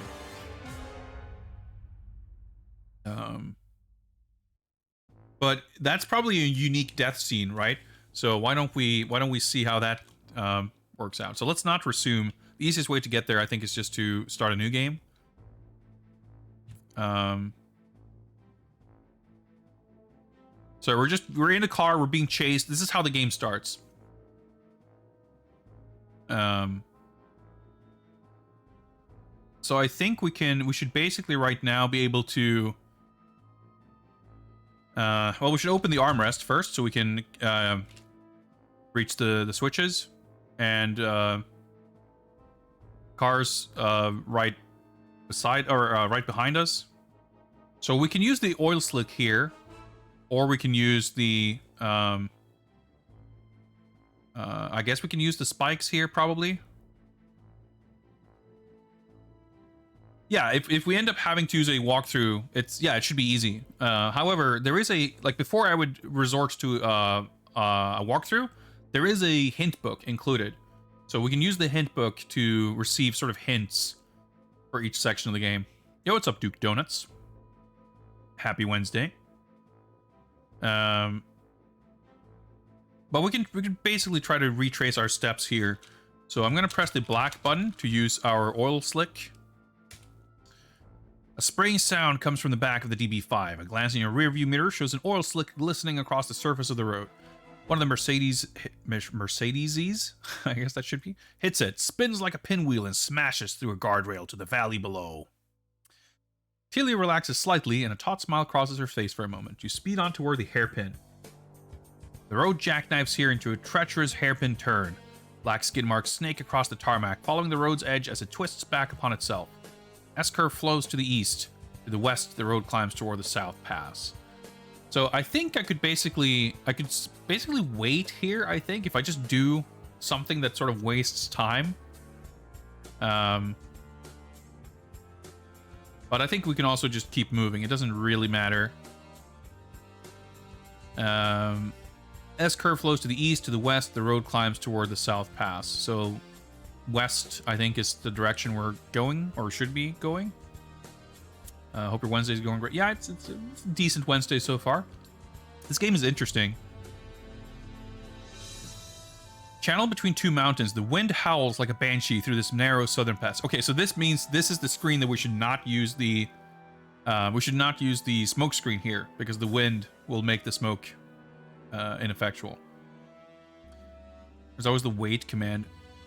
I don't think the manual actually listed that, but I could always, I could try to kiss Tilly, and that's gonna spend some time. That's not a problem. That's a very solvable issue should it come up. Yeah, but this is like the second screen. This is basically the screen I was looking for. Great evergreen forests stretch up on the mountainsides to sheer rock. The road heads west to an intersection with a major highway. From there, a pair of blinding headlights are moving straight toward you at a high rate of speed. To the east, the road contorts into a hairpin turn. That's where we came from. While a past road leads north. So that's where I took the north turn, and then I used a smoke screen. So clearly, you know, a pair of blinding headlights are moving straight toward you at a high rate of speed. Sounds like you shouldn't drive in that direction. That's a pretty clear hint. That's why I wanted to try to go back to this scene to see if I could go to the highway. But because you leave all these fucking deadly traps, it might be difficult, if not impossible, to backtrack here. But maybe that's the puzzle. Maybe the puzzle is to solve where you use the weapons so that you're not... so that you can actually drive back here. Has there been any text combat yet? Not exactly. We're in a riveting text car chase, including a little bit of combat, you might call it. We tried to fight a guard, but we failed fighting him, so we left. A helicopter knocked us to the ground. We woke up with amnesia and became a hermit, and game overed. I think that's the closest we've been to an actual combat situation. But let's try the major intersection west. Okay, let's go west and see what happens. You plow into the Mercedes ahead of you.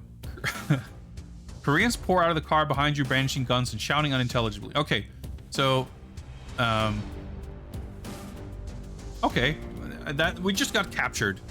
I was hoping and expecting that we would just be in a head-on collision and get a dramatic description of a horrible car crash.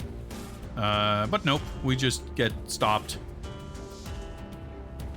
Yeah, we just get captured, and it's just kind of... Actually, let's try the wait command. You wait a while. Yep. So you lie there, the bright, straight, red laser light burns... Table. All right, we can check our inventory. Yeah, Tilly gets killed.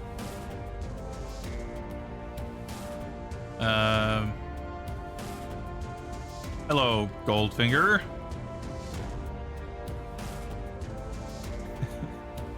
Ah, how I love my countrymen. Even in the stickiest of situations, they have time for pleasantries. But yeah, this is... Yeah, whatever. For some reason, he's threatening us with the dick laser and then just aborting it so that he can throw us in a dungeon. And then we just sit there for a while, and then they show up to rescue us at the end. Yeah, if armored tanks could breed, they'd give birth to objects. Yeah, there's some pretty... The prose in this game is actually pretty amusing. Okay, so I'm pretty sure the highway thing isn't a thing. So let's resume save game number 3. Nope. Okay, that's the... We're already in Kentucky here. Well, we can try to walk... we can try to walk south. We took a taxi over here to Auric Stud. This is the guard we tried to... Actually, we can try punching guard. I don't know. Is that a verb? Try it. Nope. Hit guard? Nope. We have a list of verbs where... Like, I think the only thing we can do really is... We can kill. But when I try to use the kill command, it just says... I don't have a weapon to do that with. We have the lighter. It's on our person. Can we grab lighter? You grab the lighter. Okay. Turn on lighter.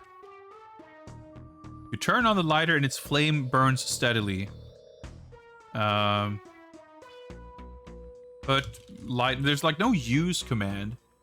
But put lighter on guard. You can't put the lighter there. Yeah, the guard loses patience with you and turns you away. One curve in the road leads to another as you trudge south through the emerald Kentucky landscape. After some time, a sleek helicopter speeds by overhead. A bit later, the ground rocks beneath your feet and you're thrown to the ground. Oh, I guess... Am I like... Is that supposed to be the nuclear explosion that we're feeling here? And we're knocked unconscious? Anyway, we became a... we became a hermit. The end. Okay, let's try playing again. Let's load save game number 2. Welcome back to the DB7. All right, we're in the Aston Martin. You see the car key and the armrest. Tilly is here. The road forks here. Okay, yeah, so we didn't go to the airport just yet. Yeah, when we tried driving towards Auric Enterprises, we just got instantly abducted and game overed. So we can go south to the village of Trellex. Trellex is a sleepy village nestled at the foot of the mountains. A brick bank with a giant clock on its tower dominates the square of this orderly and quiet town. The D42 leads south from town, and a narrow road heads north toward the mountain. Yeah, so I was trying to, like, examine the bank and the clock. Like, is there anything here we can interact with? And it really doesn't seem like it. Yeah, the Bonds to Hermit pipeline. Exactly. But I don't know, like, can we talk to... Can we talk to Tilly? Can we learn anything from her? We can, like... that's the thing, like, the conversation aspect is so open-ended that it's really difficult to sort of, like... At least with my frame of reference, where I'm used to adventure games where you have maybe a generic talking command to initiate a conversation and maybe some kind of on-screen prompt and choice of options, but here it's literally... Basically, if I type something that isn't a direct command, the game is basically going to interpret it as me, as, you know, because you just write what you say. Like, anything I write that isn't a command is basically interpreted as a line of dialogue of something I'm saying to her. So, like, yeah, if we try, who are you? At least you were smart enough to escape the Koreans. Okay. Can I... if I add a question mark, does that make a difference? I have a feeling that she's just spouting generic lines here. Yeah,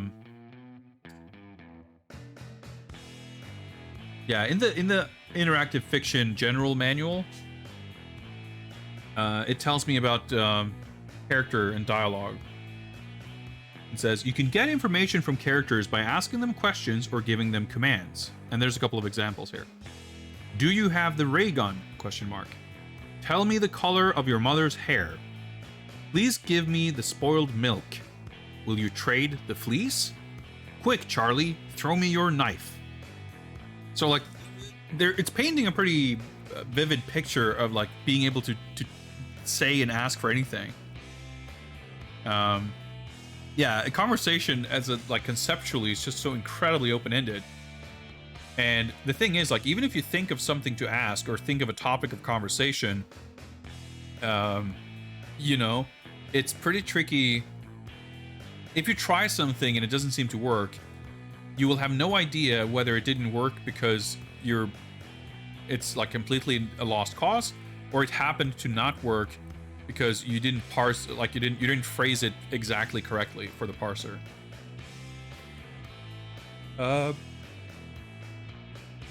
Do you have the ray gun? Maybe we should ask, because didn't she have like she have like a gun, right? Didn't she have like the sniper rifle box or whatever in the movie?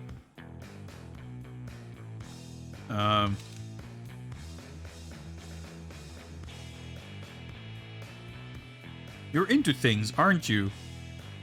Yeah, and of course you get these completely nonsensical responses. And of course, as far as the manual goes of like giving examples, they're gonna, of course, give you the most like optimal example of it actually functioning well. So like even the examples they give of sentences and commands and questions, who knows what the situation would be where you use them and what result they would actually give. Yeah, exactly. Like there's an endless possibility. Like the possibility space of how this could work is so impossibly vast. And you know that there's going to be an extremely limited selection of things that's actually kind of coded there. So you really need, like, that's the thing too, right? I don't feel like I have a hint of what to ask for.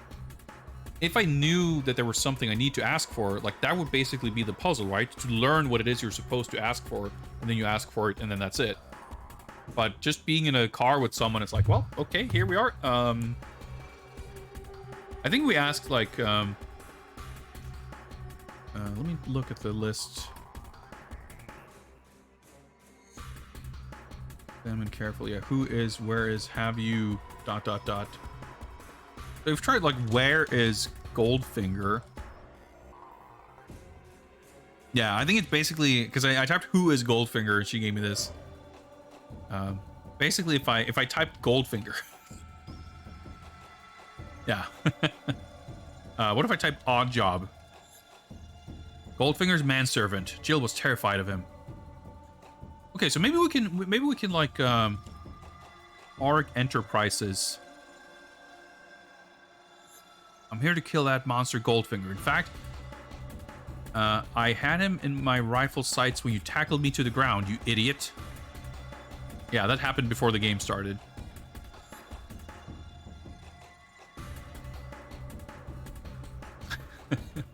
Really cool Spanish cyberpunk IF. Seems really open, but forever stuck in the first room. You have to figure out what to say to the guard before a bomb goes up. Yeah, like, text adventures can be super cool, but I think in a lot of cases, they, more than any other type of adventure game, are sort of the challenge is to figure out what exactly the designer had in mind. And you have to play them really backwards, of like reverse engineering the thought process that, like, I feel like they are so designed from like the solution first. It's like you write, as a writer, you write like the sequence of what's supposed to happen, and then you do your best of filling out like everything else around that solution. And in a lot of cases, that's maybe not as fleshed out as, you know, one might want.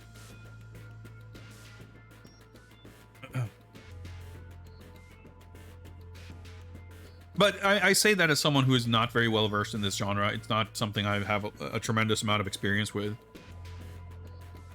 But yeah, I guess we can try, just like, that's the thing. We can try to ask her about all these terms and things, and I don't know if we can learn something that's going to be important, but I won't rest easy until Goldfinger no longer walks this earth. There's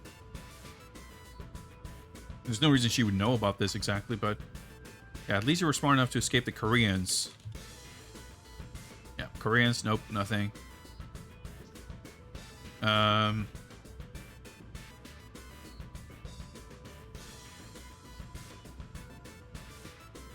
car? Yep, nope. So I don't know if I want your rifle. Nope. At least she can recognize her own name. Yeah, we can just, yeah. But yeah, like, yeah, I don't think this is gonna be. Yeah, but like, what? To be fair, like, what even is this command? I'm just typing in her name. Like, am I asking her about who she is? Like, that's not really what I'm typing. So, I think that's fine. It doesn't bother me. Where are we? Look.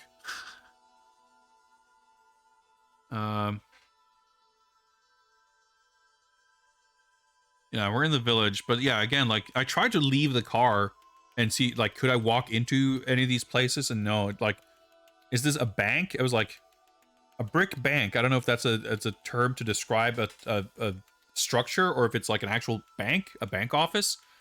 But I tried to like go to bank or whatever. It didn't work. So it still seems like this is basically just a path.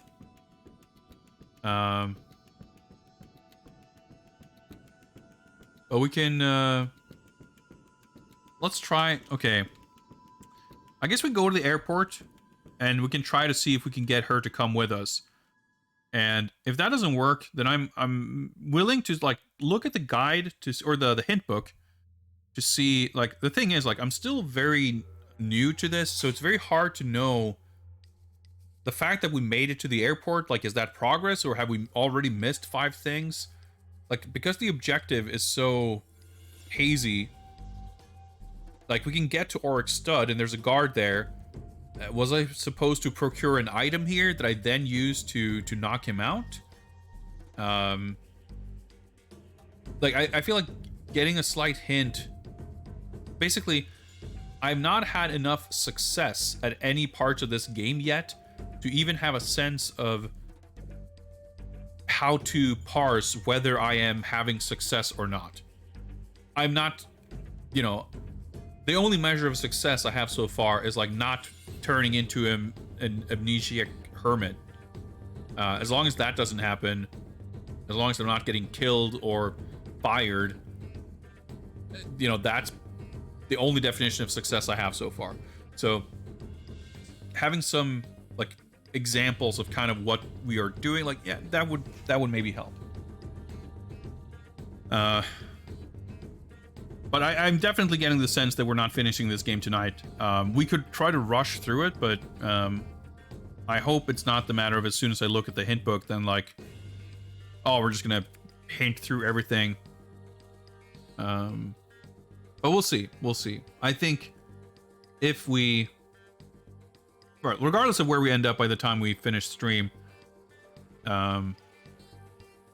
we'll see by that point, I guess, if I will have gotten more confidence in my ability to figure out how to play this game and how to you know, make progress, or if it's just going to be more enjoyable to use the hint book to kind of understand what you're even roughly supposed to do. I guess the issue is more like, it's so hard to have any sense of whether you missed something important or not. You know, when you're in the car, like, you have the armrest with the buttons, you try pressing buttons, you see stuff happen, like, hey, we get rid of the Koreans, like, okay, cool. You know, that's good. I can tell that that's progress. But so far, it seems a little bit unclear how, like, going to the airport and being, you know, stuck with that guard, whether that's, like, if I'm on the right track or not. Chop Natty, thank you for that follow. So, but let's see if we can get Tilly to leave the car with us, and if so, if she can come with us to Oryx Stud.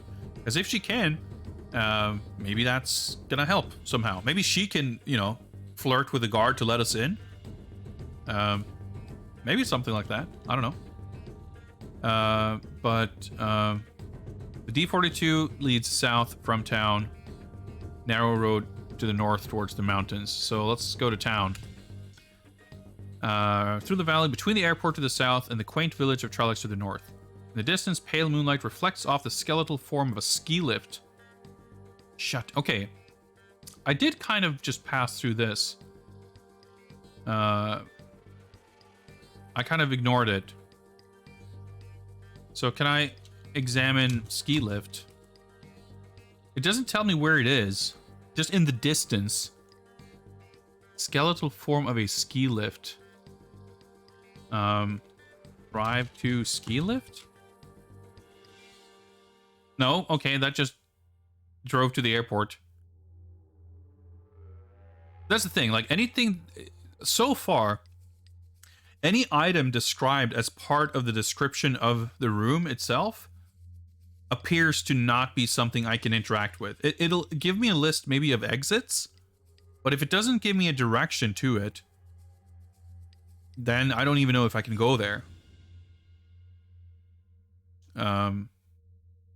So the ski lift here, similar to the bank, like that. See, that would be a thing. Like, if I look at the hint book and it tells me something about the bank or the ski lift, then I will know that the assumptions I made about how the game mechanically functions were inaccurate. And that would, you know, if I can have a better sort of tuned sense to how it actually functions, that would certainly improve our odds of playing it successfully. But one thing at a time.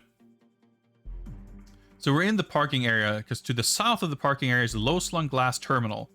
If you take one step towards the terminal, before you know it, you're in fucking Kentucky. So this is our last chance to have Tilly get out of the car. So let's grab the key. It should be in the ignition. Yeah, you grab the car key and turn off the DB5. Tilly, get out. You'll have, yeah. So I'm not. I think I'm actually. It's interpreting that as me trying to leave. I think, but we should open the door regardless. I guess. Like that's the thing. There's no command to like tell character X to do such and such. Ask character to do such and such. Anytime you ask them to do something, it's you just type what you want to ask them. But if what you want to ask someone also is the same words that you would use to type the commands to do it yourself, then I can see it becoming very ambiguous how things work.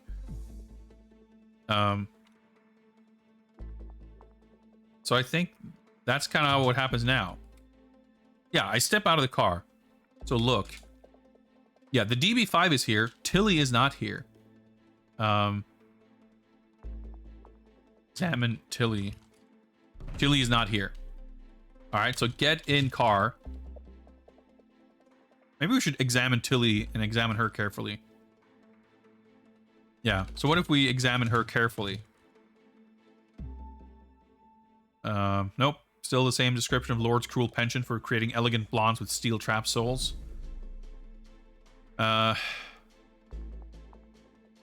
Tilly, please leave the car. I have a feeling that we can't, like... Tilly, follow me.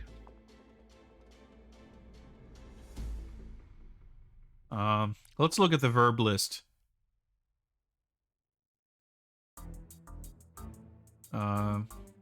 Go, read, break, kill, remove, take off. Oh, yeah, well, we're in the car. What do we get a little steamy here? Remove suit. That was an interesting idea, but that just won't work. Remove clothes. That was an unusual idea, but that just won't work. So yeah, if we didn't see it before, kissing Tilly doesn't seem to, yeah, Tilly slaps you across the face. All right, it's worth. Where's the Goldfinger verb list? Get in, get out. Oh, dude, kick. I didn't try kicking when I tried to do something with the guard, because punch and hit are not verbs. But kick is a verb. Destroy. Tilly only learned enough English to say 5 phrases. Yeah, seems like it. Oh yeah, wait is actually listed here in the GoldenEye verb list. Restore is a verb, but I try to use it to like load a save game.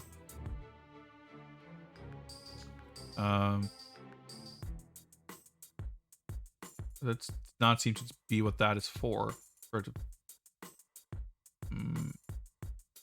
Oh, you can type restart though. So restart is basically what you want to do to load a save game, I guess. I see. Burn, climb, destroy, drive, duck, extinguish, flip, fly, get in, get out, goodbye, hello, kick, kiss, light. I guess that's what we use the lighter to light stuff. Look through, press, pull, push, put, putt for golfing, I guess. Restore, take off of, take out of. Thank you, turn on, turn off, type, wait, who are you? Okay. I don't know, man. I think, I'm starting to think that we're not going to be able to get her to come with us. Because, like, there's no verb to, like, ask or tell. What if we... Hello. Maybe we've buttered her up a little bit. Nope. Thank you. At least you were smart enough to escape the Koreans. Goodbye? I guess I'm leaving. I won't rest easy until gold... you know what? Okay, fine. I guess we go to Kentucky and try to kick the guard. We don't have like a big list of inventory items to use. I don't know if we can convince the guard that we're invited. I don't know if there's a way to get an invitation here. What if I...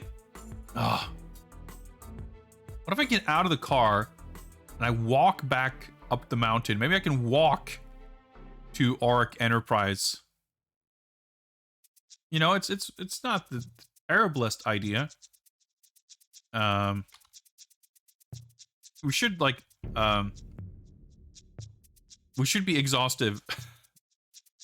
While we're in this limited area, I want to try as much as I can think of before we consult the guide or the hint book.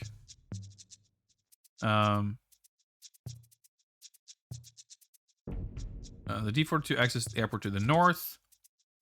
Quaint village of Trellix to the north. And I think this is as far as I can drive without driving back into... narrow road heads north. Actually, let's try to go north again. The road forks here. Yeah. One time descends south of the village below, while the second bends west towards Auric Enterprises. A straight line shoots steeply up the mountainside. Yeah, so when I try to go up from here, that's when I killed myself. So let's try to get out of the car. Grab key.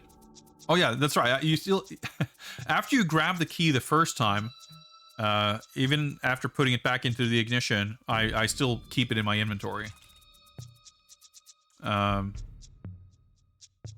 Put car key in pocket. Okay, good for safekeeping. Now we have it on my person. I'm not walking around with it in my hand. Let's open the door. Get out of car. At the fork. Okay. Road fork's here. The DB5 is here. Examine Auric Enterprises. Yeah, nothing to investigate.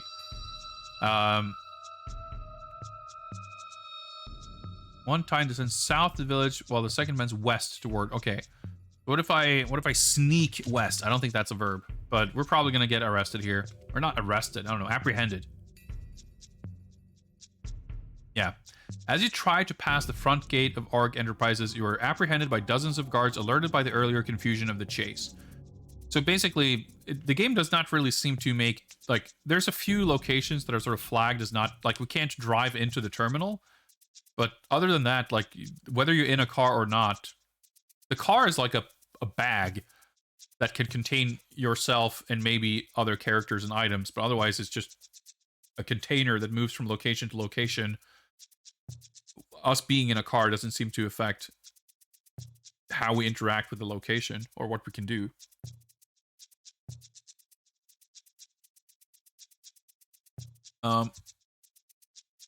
So it seems at this point, you know, having been able to get to Kentucky, that being caught at any point in the Switzerland area is probably a fail state. It's very possible that I might have missed stuff, but like, yeah, I mean, I'm sure the parser has to be built in such a way that if it can pick up on something you write, it's going to latch onto the part that it can understand, and it'll ignore everything else. Because if it didn't do that, then you would type something partially correct, and it would basically it would treat it as if it's completely incorrect. So I think it makes sense, but of course that will also in some cases mean that without the very specific way of phrasing something, combining different words, you could still end up in a situation where something would have worked, but you didn't think to express it quite correctly, and you were kind of left with a false impression that it could not have worked. So I don't know. Anyway, I guess we'll learn how this works. I would like to play again. I would like to resume a save game. Maybe resume is a command. Well, whatever.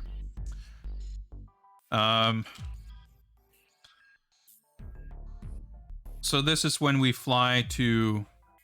Actually, you know what? Let's can I resume? Nope. Yes. Save game 2.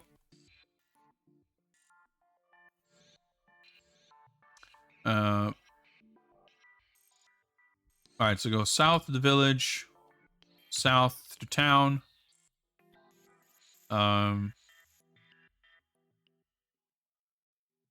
In the distance, pale moonlight reflects off the skeletal form of a ski lift. So, I don't know, if I... What happens if I try to go west or east? Can't drive in that direction. No. Okay. So much for that ski lift. Alright, so... Let's go south again. Grab key. Put key in pocket. I guess you can walk around with it in your hand. That seems safe, but might as well. Open door. Get out. Closed door. Locked door? You can't figure out how to lock the DB5. Grab key. Lock door with key. Nope. We just cannot figure it out. Well, it was worth a shot. So let's take one step towards the terminal. Leaving Tilly behind, you enter the airport and catch a transatlantic flight to New York, sleeping only fitfully en route. A connector gets you to Louisville, where you convince a reluctant cabbie, only by paying in advance, to drive you to Ark Stud. The entire hour, he complains that the last time he drove there, his fare went in for change and never came out. When the cabbie tried to follow, several Oriental thugs chased him off. As soon as you step out of the cab, the crabby cabbie roars back down the road. Ark Stud lies at the end of several miles of road winding down the lush green hills of Kentucky. The road runs south from the arched gold gate leading north into Ark Stud. The Korean guard growls, "Only invited guests allowed." So let's save slot 4. Actually, wait, I think I already had a save here. It doesn't matter. We just redid this to kind of, for people who just joined, give a little context to the whole flight situation. We can try to kick the guard. That's a verb that we didn't try before. That won't help matters. Okay, that's the same command when I tried to flip.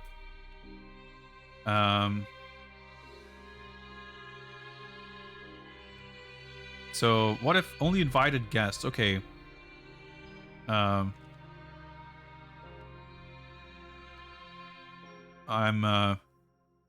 invited.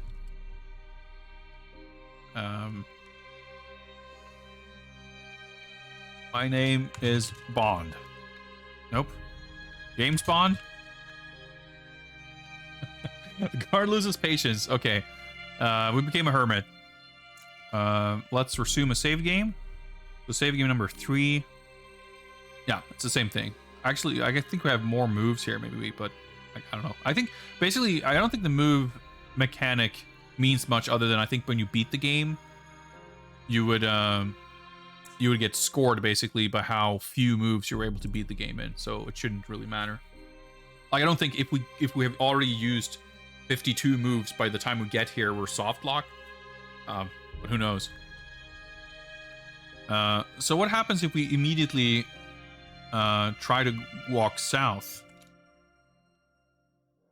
Whatever made you think you could go that way, 007?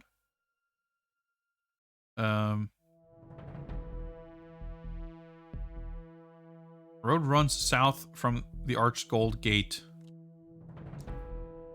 I mean, the lush green hills of Kentucky made me think I could go that way. Oh yeah, not look. Examine gate. Examine guard carefully. The solidly built Korean guard ignores you. You kiss the guard. You don't usually waste your kisses, 007. Look through. Who are you? Alright. You know, at this point, I think I'm going to consult the hint book. Again, to, as a first step, try to see if we can get a better handle on what the game might be expecting of us. But I will invite you to inspect this hint book with me. Give me a second here to just set it up. We'll hopefully not spoil ourselves too much.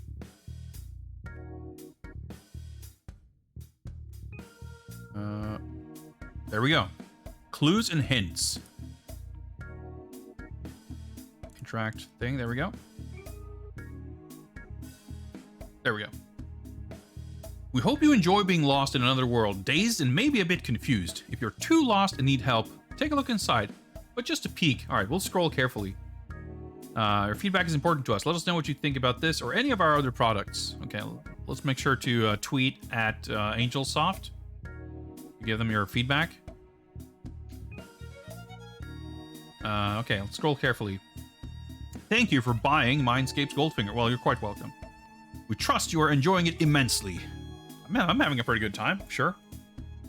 Now let's see if we can get you onto the right path towards defeating the evil villain Goldfinger before his dastardly plot sends the world economic community into total chaos.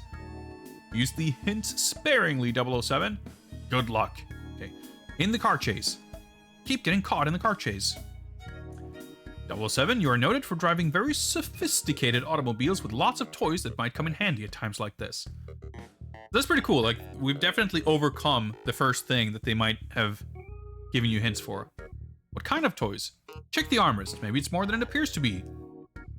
Mercedes keep catching me. There's an old saying, things come in threes.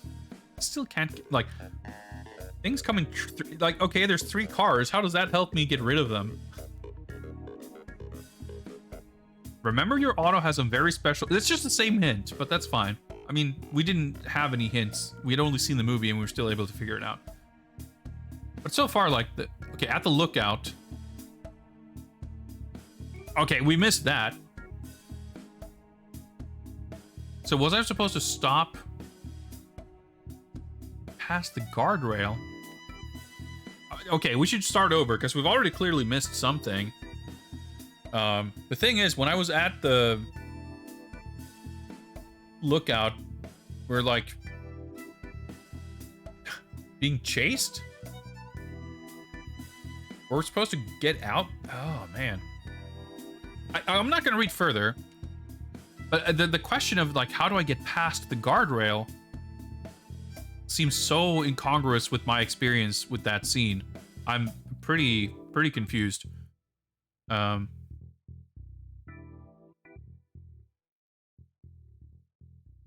But I guess we'll start from the beginning.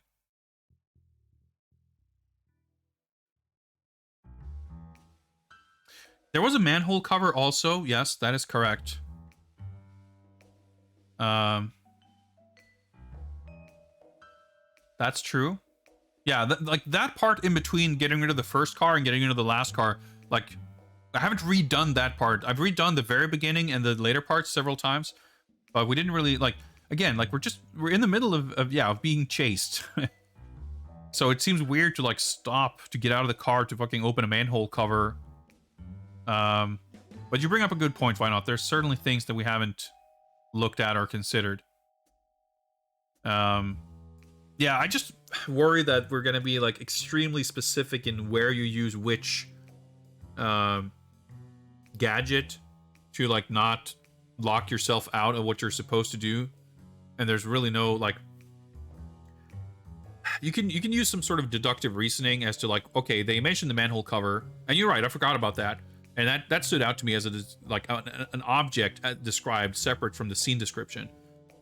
Same thing with the lookout spot, but, like, am I supposed to park there and enjoy the view while 2 cars are coming after me? I guess that seems to be what the hint book is implying. Treacherous hairpin turn lies dead ahead to the west. You brake, wrestling the wheel for control. Gunfire rakes the dirt around you, but your cool nerves cancels fear. So we need to open the armrest to use our tools. They're gaining ground. They're 50 meters behind. I guess we can press the white button here.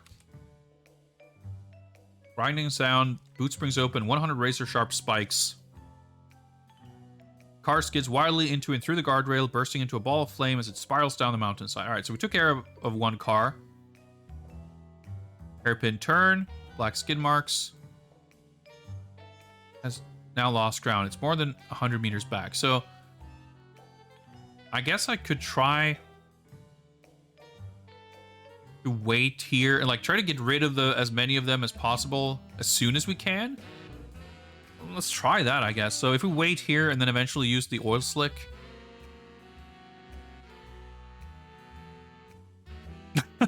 Okay, I guess we waited a little too long. So we got all right, let's restart. Yes. No. Open armrest. Press white button. Status has lost ground. Okay. So yeah, we don't have to travel west because we actually do that as part of the command. So move to. What if I like examine armrest? Yeah, so that lets them catch up a little bit. So now they're 50 meters behind. Let's try to press the black button to use the oil slick.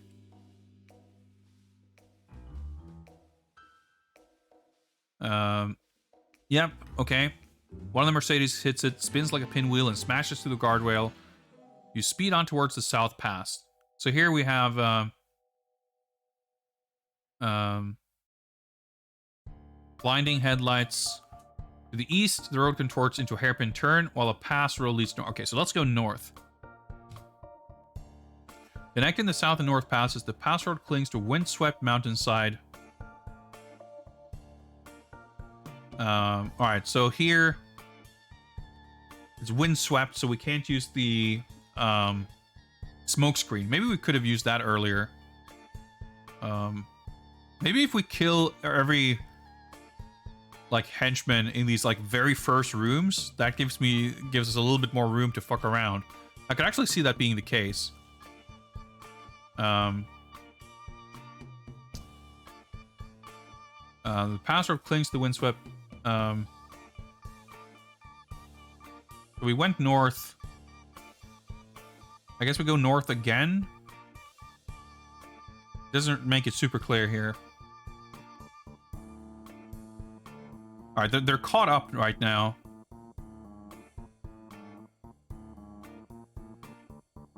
This northern pass lies between two snow-clad peaks, one of which stands like a sentinel at the head of the valley, guarding the village of Trelix far below. The road leads east toward a lookout clinging to the steep flank, while to the south it winds behind the other peak. To the north, the road enters a Swiss army base protected by electric fence. Ranks of soldiers patrol like clockwork figures around the long gray buildings behind the fence. Okay. Yeah, so I can use the smoke screen here, and they will crash into the electric fence.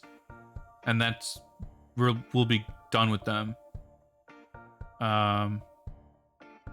Road leads east. Yeah, towards the lookout. Okay. Okay, so I think we press the gray button here. Clouds of smoke billow from the exhaust pipe, making pea soup of the air behind you. You hear the satisfying sizzle of a Mercedes smashing into the electric fence, followed by the even more pleasing sound of a second Mercedes turning into scrap metal. Breathing a sigh of relief, you slow down and head toward Lookout Road. Tilly sinks back into her seat. Hugging the mountainside, Lookout Road offers a Christmas card view of the valley below, where a white steeple towers over the neat shops and houses of Trelix. A lot of words here that I'm not entirely sure I completely understand, but that's fine. To the west is the North Pass, and to the east lies a sharp curve. The road's southern shoulder widens into a lookout. The ground is a manhole cover. Okay, so we should save here. I'm gonna just save over the first slot. Yes. So, okay, this location seems to have... Yeah, at the lookout. There's stuff going on here. Let's look again. We got a description of Tilly. Lookout Road offers a Christmas card view of the valley below.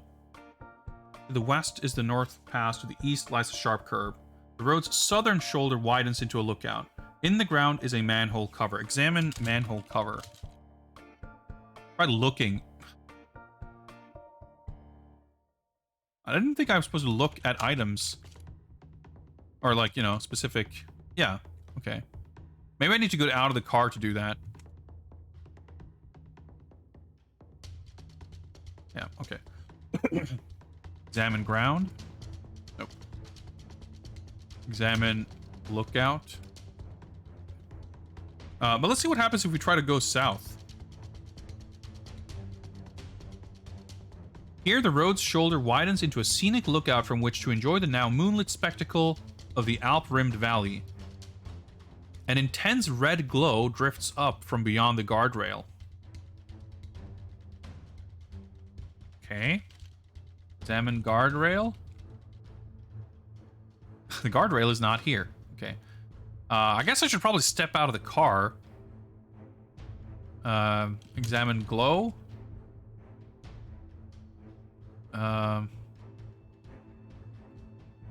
Grab key? No. Grab key. Open door. Get out. Look.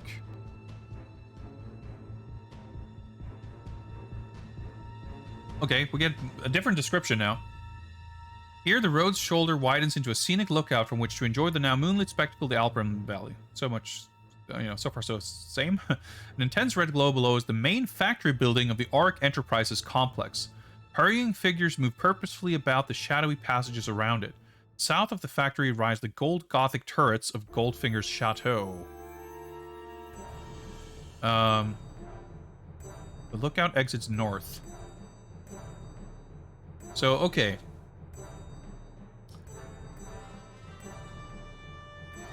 I guess I'm supposed to...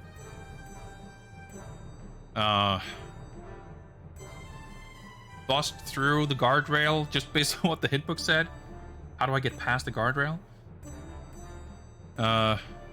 Maybe we climb the guardrail. An intense red glow below. So there's factory buildings down, like, somewhere. Because, yeah, we would drive around, go down there somewhere, I guess, and then we can drive to, like, the front door, basically, and just get instantly captured.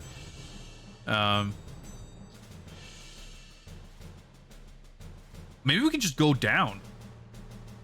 We can try doing that. South of the factory rise the gold Gothic turrets of Goldfinger's chateau. I mean, it seems like if we could, we might want to infiltrate the chateau to learn something. I don't know if is Tilly an asset or a liability? I don't know. But let's try to go down. Okay. You begin climbing down the rock face, but one loose stone sends you tumbling into the arms of Goldfinger's guards. A quick blow to your temple from the steel butt of a guard's sidearm knocks you out cold. Alright, okay. So let's restart. Yes. I would like to resume a save game, yes. And I think 1 is our new save. There's the manhole cover.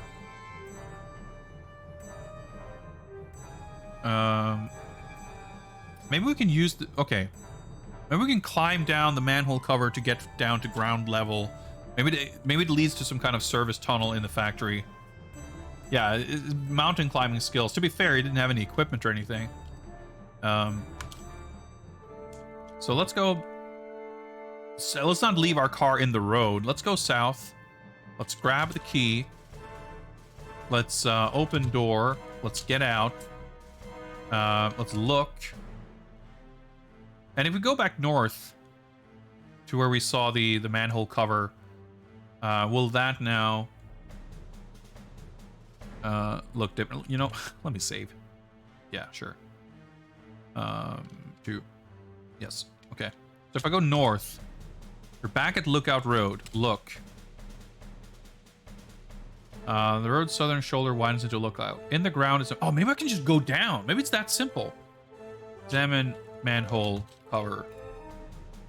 Try looking. Okay. Yeah, maybe that's... Yeah, let's go down. The manhole cover is closed. Open manhole cover, of course. The manhole cover is latched tight. Fuck. Of course it wouldn't be that easy.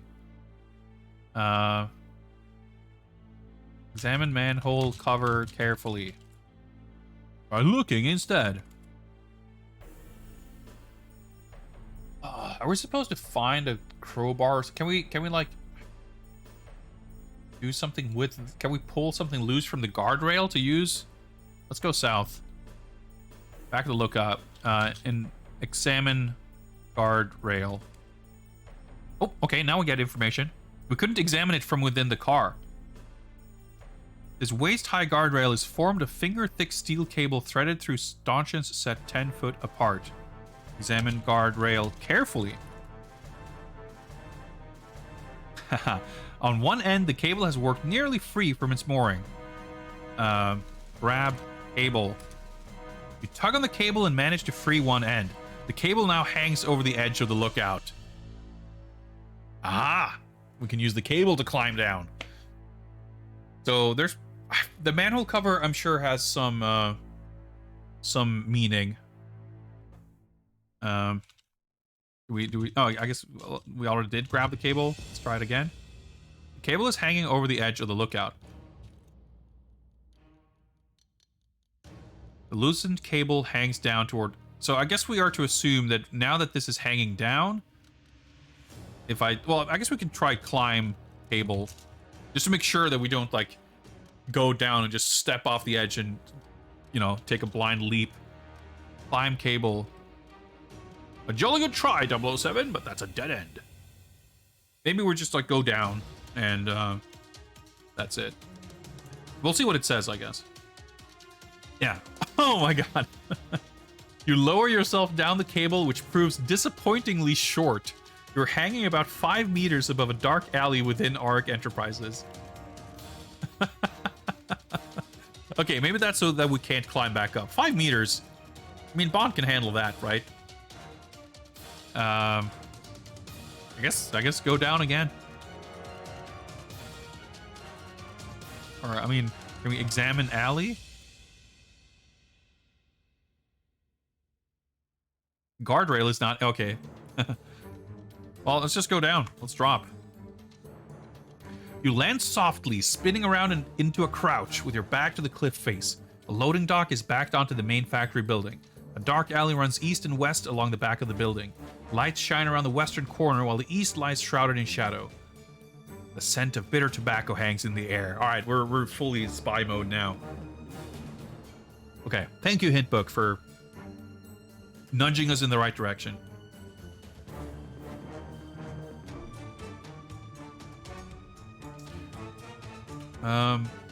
I guess we want to stay out of the light.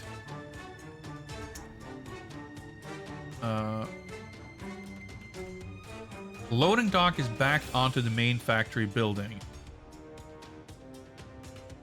What does that mean exactly? Like in terms of geography.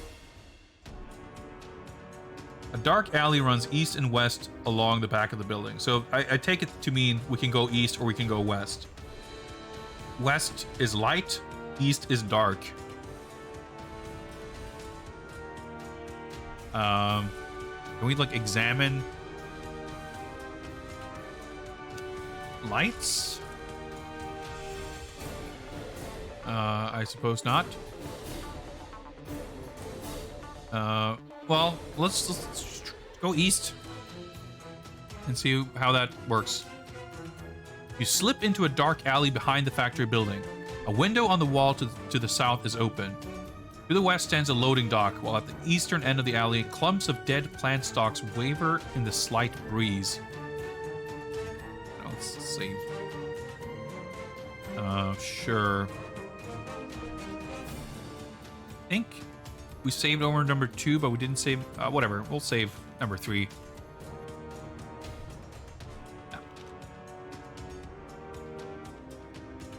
Examine window. You hear the footsteps of an approaching guard. Okay, I can't scroll up, so I don't remember. I guess we should be able to type go in window. You can't get there from here. Go up. Whatever made you think you can go that way. All right. A guard comes upon you. You leap at him, but he fires a tranquilizer dart which strikes you in the thigh. As you crumple to the floor, a second and third guard appear at his side. A guard slams the barrel of his gun against your head as your knees crumple, etc., etc., etc. Okay. Let's restart. Yes, I would like to play again. Yes, I would like to resume game number 3.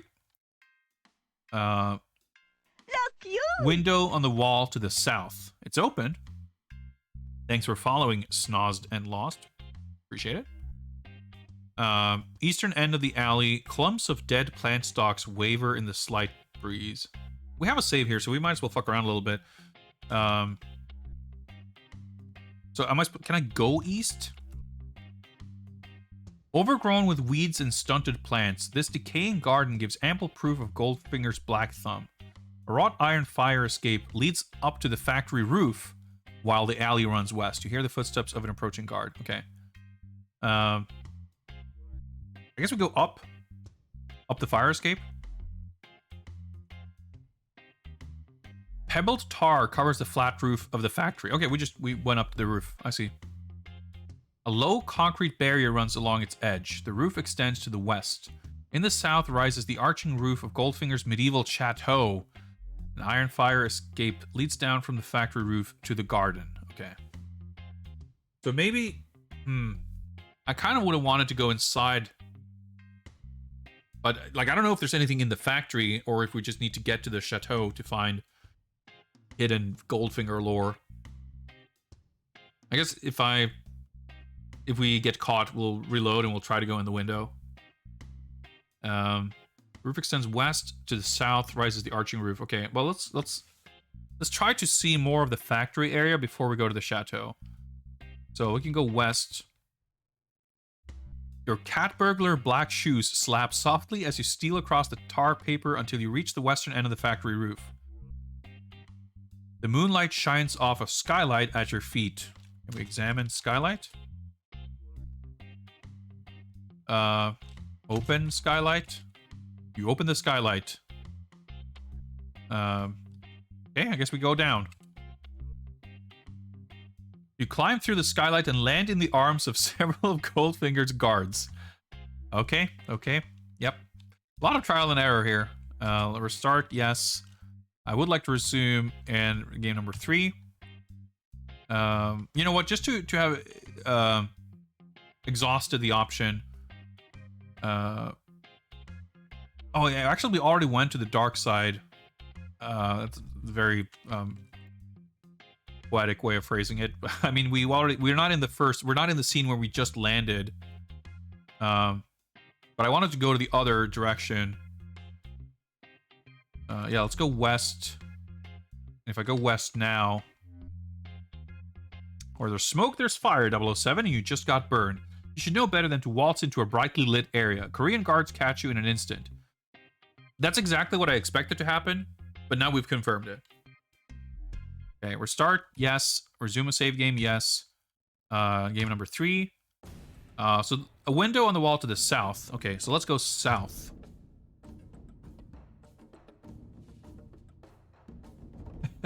This isn't Harrods, 007, but a little window shopping would have spared you a lot of trouble. You just climbed into the arms. I guess we should have... Look through window? That's a command, right? That's a command.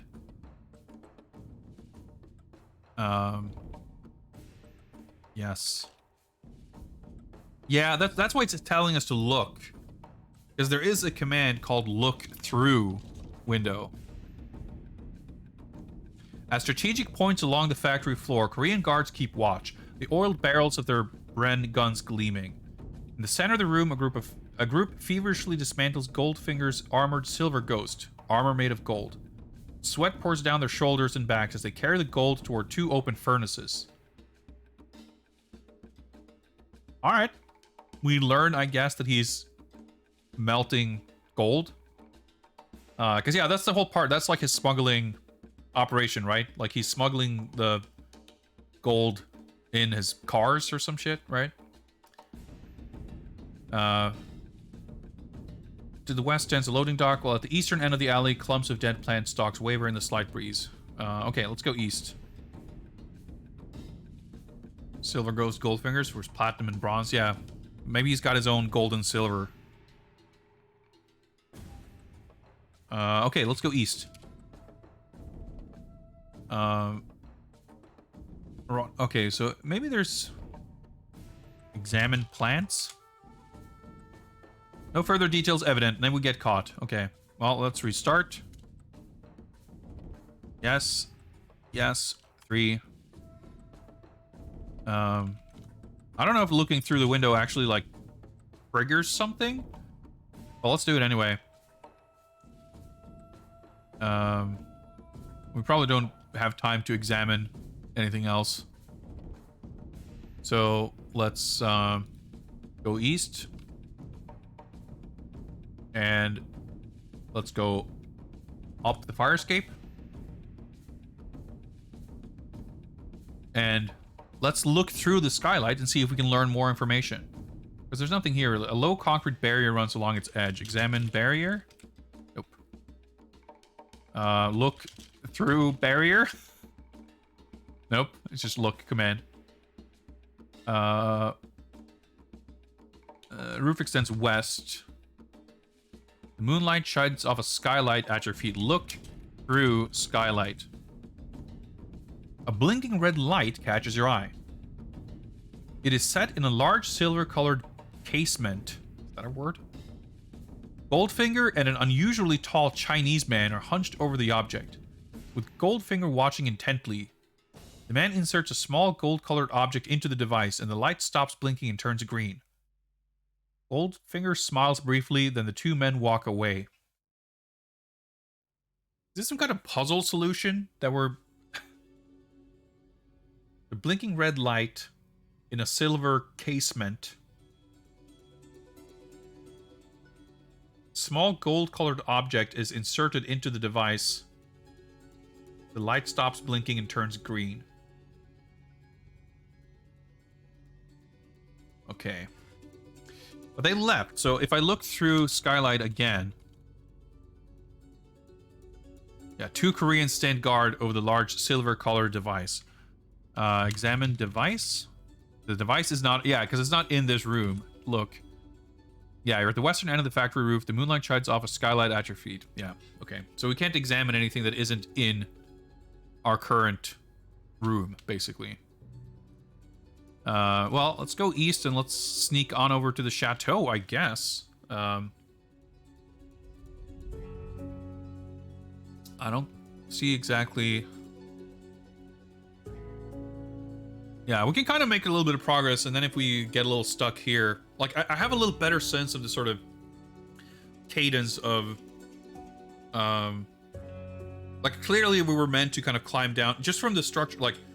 The guidebook says, like, the car chase and the lookout, and I don't know what's after that.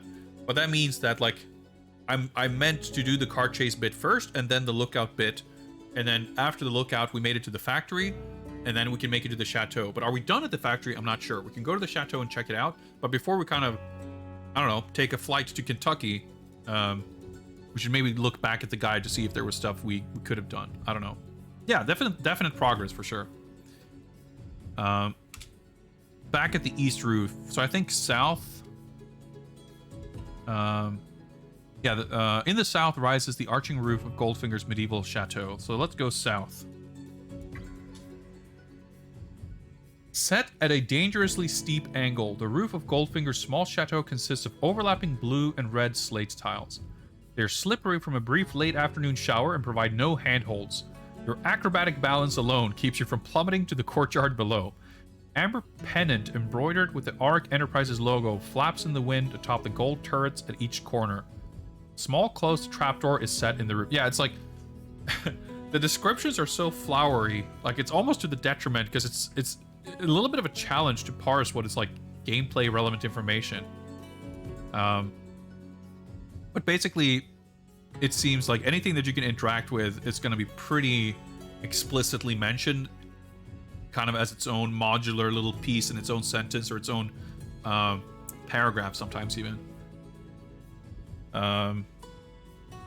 So, I mean, we can see if we can examine the pennant. Nope.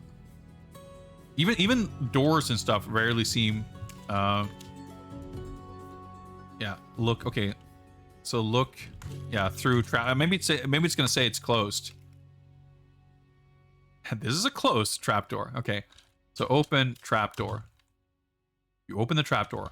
Look through trapdoor. The sight below takes even your breath away. If armored tanks could breed, they'd give birth to Ojob, 350 pounds of Korean muscle. He stands 6 feet tall and a yard wide. I guess that makes sense. He's 2 inches shorter than Sean Connery, right? His hands are lethal weapons. So are his feet, his elbows, his knees, and sometimes his head. The giant man is balancing a steel box filled to the brim with small gold ingots. As he lumbers out of the room, closing the door behind him, one of the ingots falls unnoticed to the carpet.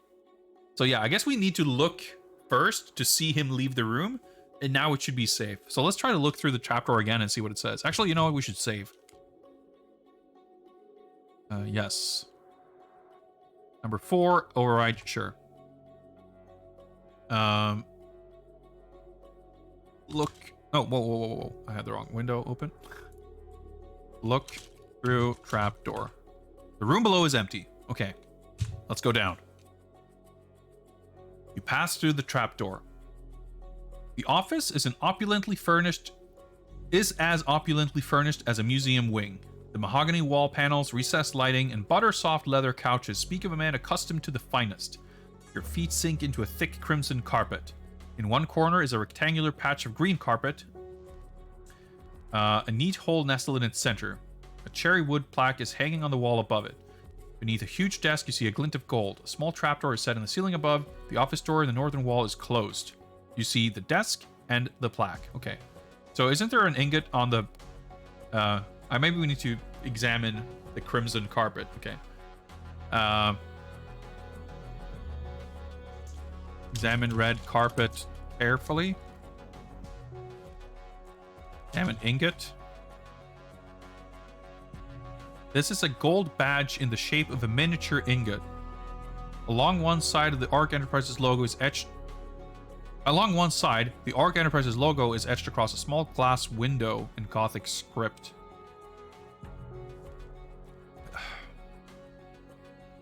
What exactly are we looking at? Are we looking at the plaque?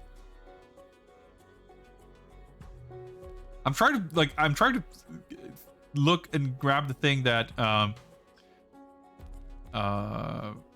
that Ojob dropped, which I would have expected just to be a piece of gold, not like a glass window with a Gothic script etching. I'm a little confused. With a huge desk. See a glint. Okay, so maybe that's under the desk. Okay, maybe examine desk carefully. This ornate golden oak desk dominates the other furnishing. It is closed. Okay. Can I look beneath things? Nope. Okay. What if I examine carpet? Oh yeah, I guess I tried that. Examine plaque. The cherry wood plaque mounted on it are a gold golf ball. Okay. Well, let's just try to grab the ingot. Or the badge, whatever. Okay, well, we have it. The description seems a little inconsistent, but we have it. Maybe that's the golden thing placed in that other machine. Put badge in pocket. Done. Inventory. You were holding the car key in your hands. Yeah, we've been doing a bunch of climbing and sneaking with the car key in our hands. Maybe we'll put the key in pocket.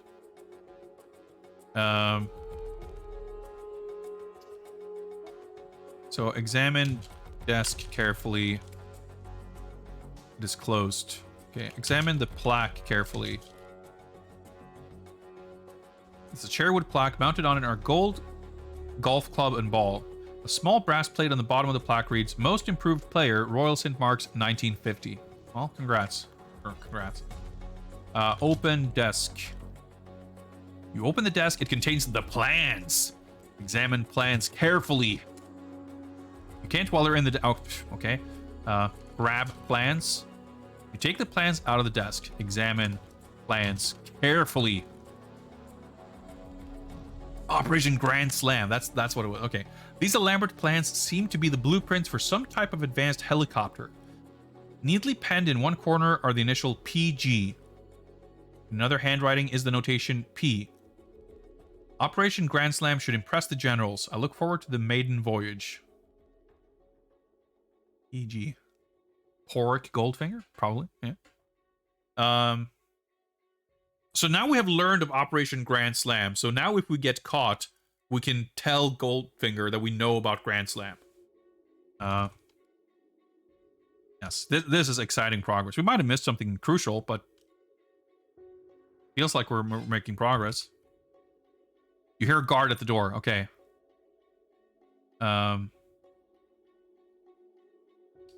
Lucigola. Yeah, that makes more sense.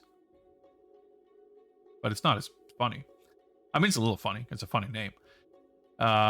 In one corner is a rectangular patch of green carpet, neat hole nestle in its... Yeah, it's like a little golf practice thing, right?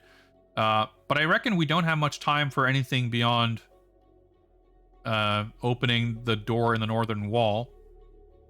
And, I mean, I guess we probably couldn't jump up through the trapdoor. So let's open office door. You open the office door, look through office door. All right, we got trapped, but that's fine. We'll read the description before we restart here. Okay, we did not actually get the description of what was through the door anyway, so that was completely wasted. We got knocked out. You know, we actually know Grand Slam now, but obviously we want to explore as much as we can before we get captured. So I'm going to restart. Yes. Yes. Did I save on 5? Yeah, okay. You see the desk in the... I saved after doing everything, right?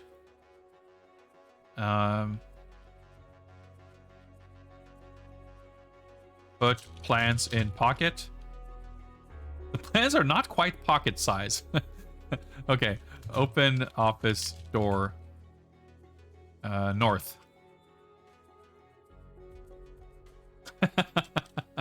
You are met in the doorway by a grinning Goldfinger. He claps his hands and several Korean guards swoop down on you. A quick blow to your temple from the steel butt of a guard's sidearm knocks you out cold. You slowly return to the land of the living. All right.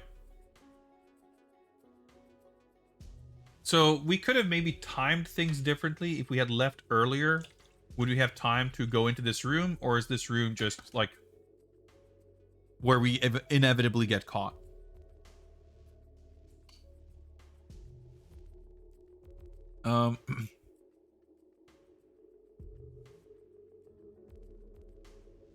Goldfinger is a red-faced man with a head too large for his stocky body. Okay.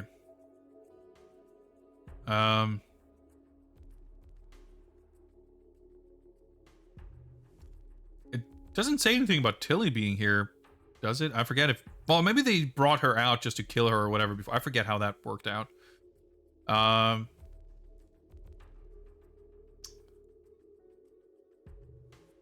Hello, Goldfinger. So lie there, the bright, straight red laser light burns through the table between your legs and inches past your knees. Alright, so maybe we, I guess the simplest thing here would be to say that we know of Operation Grand Slam. And, you know, my superiors know all about it, and if you kill me, they'll definitely stop it.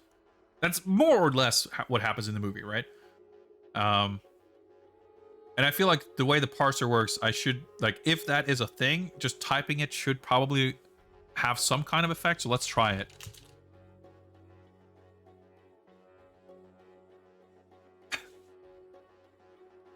Goldfinger, it could revolutionize the history of flight. Okay, that didn't impress him. Also, I guess Operation Grand Slam is a helicopter and not the plan to fucking nuclearize all the gold in Fort Knox.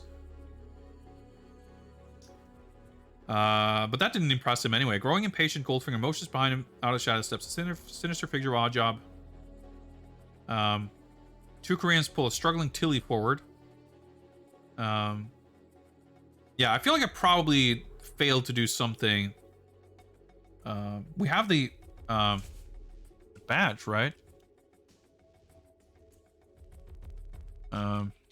Inventory.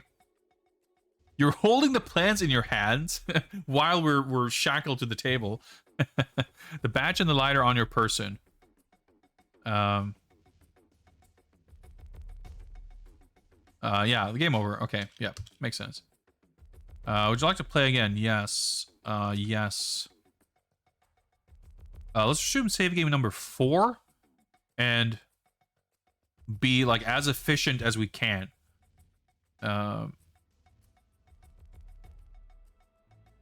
So let's open trapdoor. Look through trapdoor. Yeah, it's like pretty quick iteration cycles here. The room below. Oh, okay, so I saved after Oddjob left. So down, grab badge,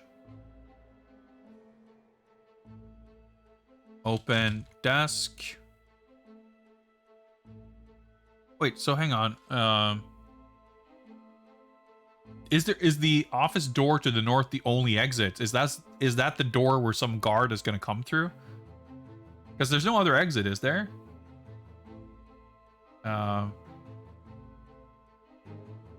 Maybe we can grab the golf ball or club. I guess I didn't grab plans. You can't take the plans. You're holding too much. I see. Put badge in pocket. Put key in pocket. Grab plans. That's a hilarious mechanic. Examine plans carefully.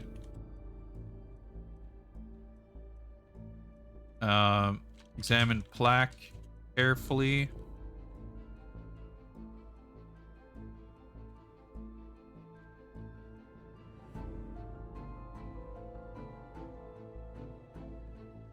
Mounted on it are golf club and ball. Grab golf ball. Take it. Okay.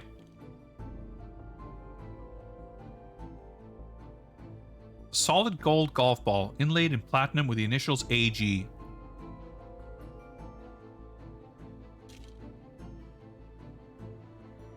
All right. Can we grab golf club? You take the club.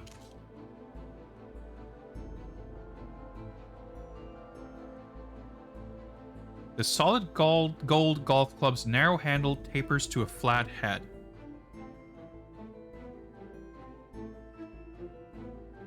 I guess we can't pocket the golf club.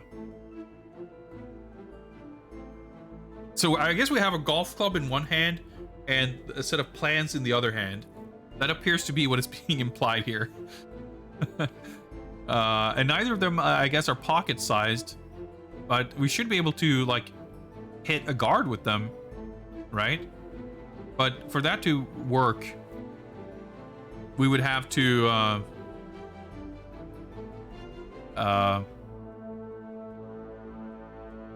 be able to sneak up on them or something. Maybe we could, maybe it's a puzzle. You put the golf ball in the hole.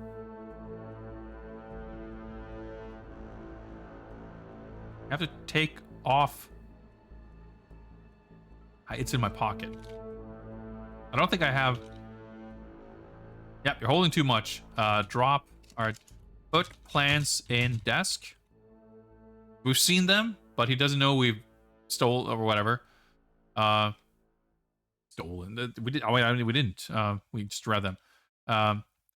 Grab golf ball. Put golf ball in hole. The ball goes into the hole and the east wall opens, revealing a dark corridor. I'm a fucking genius. Okay. There's a guard at the door, though. So, I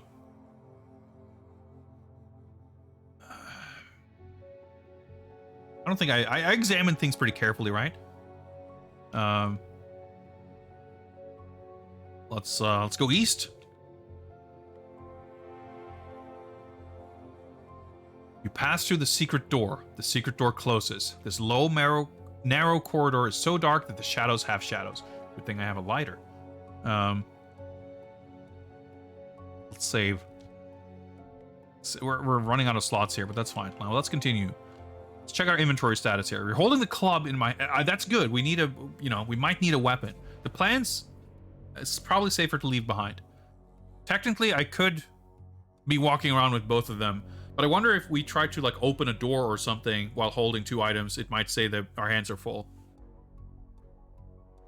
Have the car key, the badge, and the lighter on your person. Okay, so let's grab the lighter. Turn on lighter.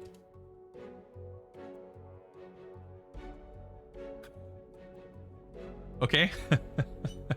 You turn on the lighter and its flame burns steadily. Goldfinger and Oddjob enter the dark corridor. No one has ever penetrated these chambers before. I will want to find out your secrets later, but I don't have the time to chat now. My men will make you uncomfortable. Goodbye. He turns and then he's gone. Several surly guards waste no time in throwing you into a cold, hard cell. You lie there, tied up like a turkey, until you're free during a raid of Orc Enterprises by MI6 and the Swiss. Okay. I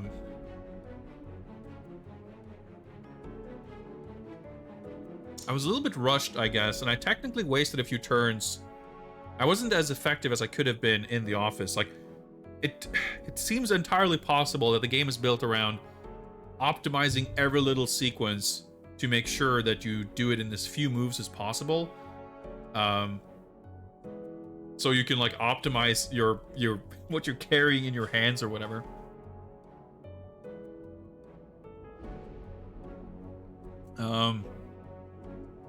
Maybe you wait.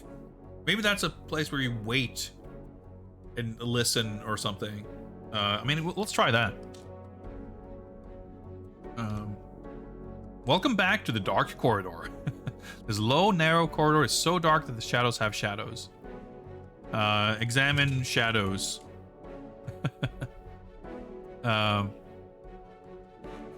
Listen isn't a verb, right? Did you really think that would help matters? Thought it couldn't hurt.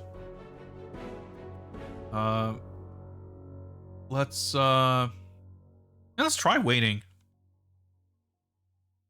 You wait a while. Goldfinger and Oddjob enter the dark corridor. So alright, I took this to mean like everything is pitch black, but I guess they turned on the lights before they came in. I don't know. Waiting seems a bit dangerous. Yes, 6. So if I try to go west, the door closed behind me, right? So that's not going to work, right? No, okay. You step into the office in the arms of Goldfinger's guards. Huh, I guess I could just open the door. That's not... I didn't expect that. Yeah. Okay, so what if I continue east? It feels like they're fucking waiting for me. The bunker door. Wait.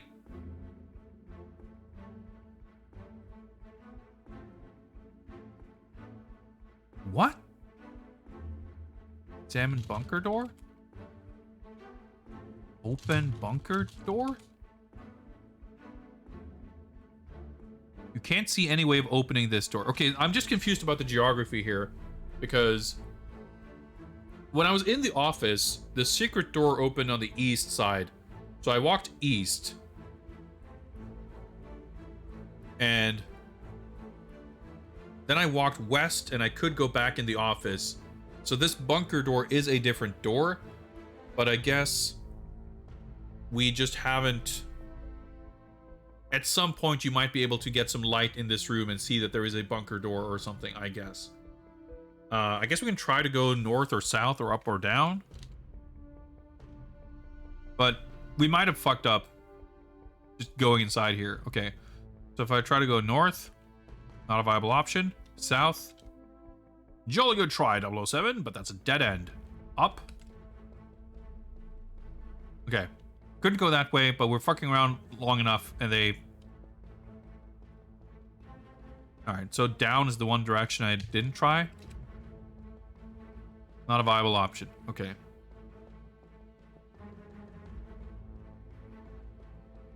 Putt, that's a verb. Putt, club. Stop puttering around, 007. Okay. Okay. I have a feeling that... Okay, I want to try something else. Okay, I'm going to load a save game. Where's number 5? I think this is... We just entered the office. Or did I do shit here? That's the thing, like, I have to waste turns. Yeah, we already got the plans. And the guard... Okay, so I need to load save 4. And even then... Yeah, we're on the roof. We've opened the trapdoor. Oddjob has left. So, let's go down. And now we just entered the room. In fact, I'm gonna restart. Yes. I'm gonna load 4. And I'm gonna put the key in my pocket. I just typed my. I don't think I need to do that, but done. I'm assuming the guard's timer starts when we drop into the office. Yeah. Room below is empty. Down. Save. So let's save over 5 again now. Yes. Okay. So if I go north, it's probably gonna say the door's closed, right? Yeah. So open door. You want to open? Yeah. You open the office door. I guess it's because technically there's a trap door also. That's why I typed office door before, to be specific. I just wanted to try now. Okay. So if I go north now.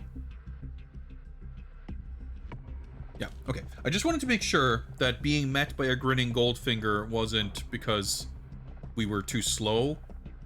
But it seems like walking through that door is just not going to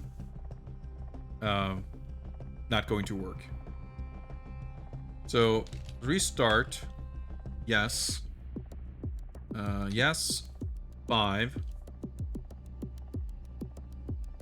I guess we can save turns by not examining stuff that we already know. So I can open desk, right? It should know... Yeah, it contains the plans. Grab plans. Examine plans carefully.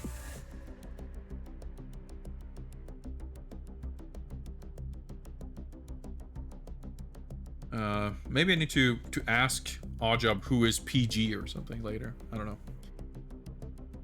know. Maybe that's what we should do instead of mention Operation... Oh, maybe I should have said what is Operation... Well, I shouldn't say what is Operation Grand Slam, because that would communicate to Oddjob, or to Goldfinger that we don't know what it is. But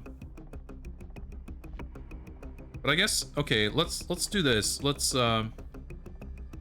grab ball. Is that gonna be enough? Take the golf ball. Put ball on green carpet. I was thinking maybe we need to grab the club and like putt it there. I just wanted to try if that worked. Put ball in hole. East wall opens, revealing a dark corridor.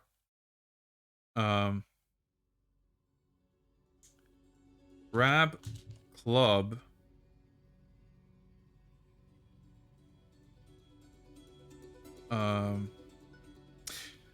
It described the shape of the club, implying that it's like tapered to a flat, like... Do we use the club to open the manhole cover? That could definitely be a thing, right? Let me try. Can I climb up through the Sierra... I just started reading chat. The Sierra door? The trap door? If this was a Sierra game, you would. Man. But I probably don't want to leave the golf ball there. Oh, yeah, you can just go back up. Okay. We we climbed up through a trapdoor in the ceiling while holding secret documents and a golf club. Okay. Let's optimize a little bit further. I'm gonna actually restore, because I feel like if I go down into the room... Well, I guess we could try it. Drop club. Grab ball. You take the golf ball out of the hole. I guess the door is just open now. Put ball in pocket. Grab club. Okay, I guess we're fine.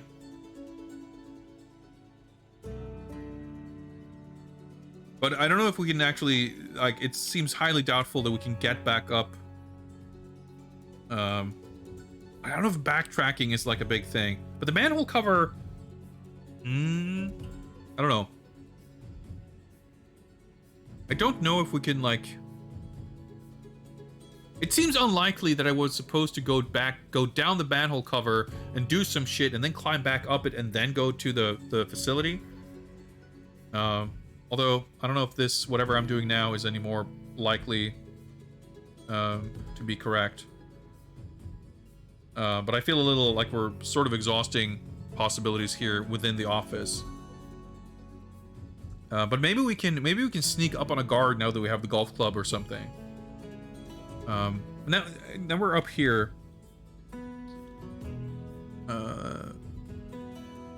Let's see. It doesn't actually... I'm unsure if we can actually even go back to the factory from here. Because it doesn't give us an indication of what direction it would be in. Acrobatic balance alone keeps you from plummeting to the courtyard. Yeah, we couldn't go down to the courtyard because going down would enter the trapdoor, right? Did I go south? Well, let's try to go north. Like, what happens? Oh, you're back at... Okay, so we could... This is why we're meant to map, I guess. Let's examine the club carefully. The solid gold golf club's narrow handle tapers to a flat head. Yeah, it's like a screwdriver or something. Guard at the door. What door?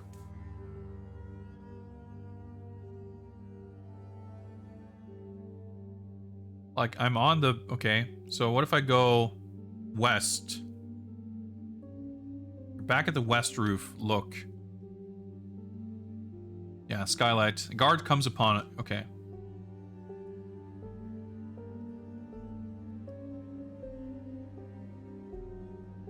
Okay. Backtracking seems rough. But maybe there's maybe I can use the you could probably, like, you know, shove the club in through you know, maybe I can force a door open with. Maybe I can force open the bunker door, which I don't even know why I would know that exists. But I could be using the club, like, yeah, it doesn't seem like backtracking necessarily is something we're supposed to do here.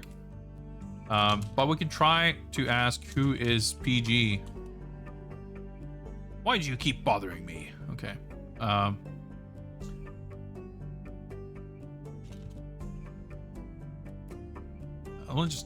I know about Operation Grand Slam. Yeah, I guess, yeah, he did react to me mentioning Operation Grand Slam. Alright, rip Tilly. Damn you, Goldfinger! Giving vent to your frustrations? Laser light stops, just short of causing a complete disaster. Okay. My associate, Mr. Ling, is informing me. Okay, whatever. I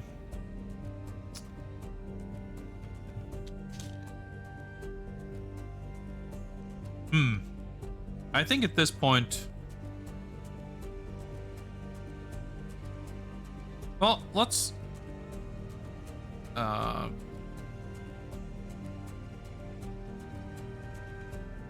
Let's grab ball. Put ball in hole. Open desk. Grab plans.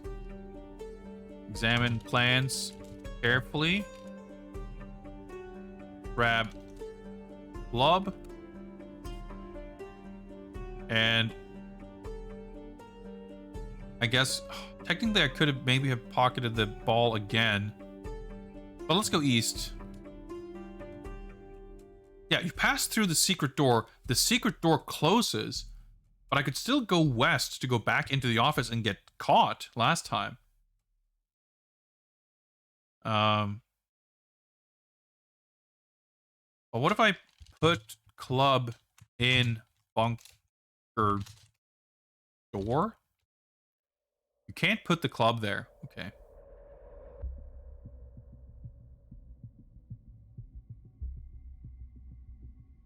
Like, turning on the lighter seemed to get me caught, and I can't really go anywhere. Bunker door is closed. Open. Yeah, and I'm about to get caught now anyway. Yeah. They just enter the dark corridor.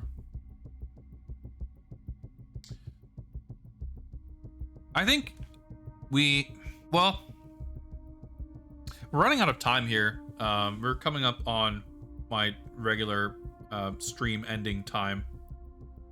I don't know how long the game is. We're clearly not gonna, even if I looked at the walkthrough, we're not gonna like race through the rest of the game now. What I was about to suggest was looking at the hint book to let's pause the timer for now. What I was going to suggest was to look at the hint book and basically do what we did before, where like, well, I made it to the airport. Did I miss anything before did I miss anything before Kentucky? And we read through car chase, and then it says at the lookout. And I was like, well, I didn't do anything at the lookout, so clearly we missed something. And we stopped at the lookout. We figured out a whole bunch of shit. We climbed down, we snuck into the factory, we spied on him in the office. So the next step for me would be to look at the guide and see the last line. In fact, I can show you guys that we can see here is, how do I get past the guardrail? Which is a funny way of phrasing it, because I would not have considered the guardrail an obstacle. I could just press the D key to get down, and we climbed down the cliff face. We just, you know, fell down.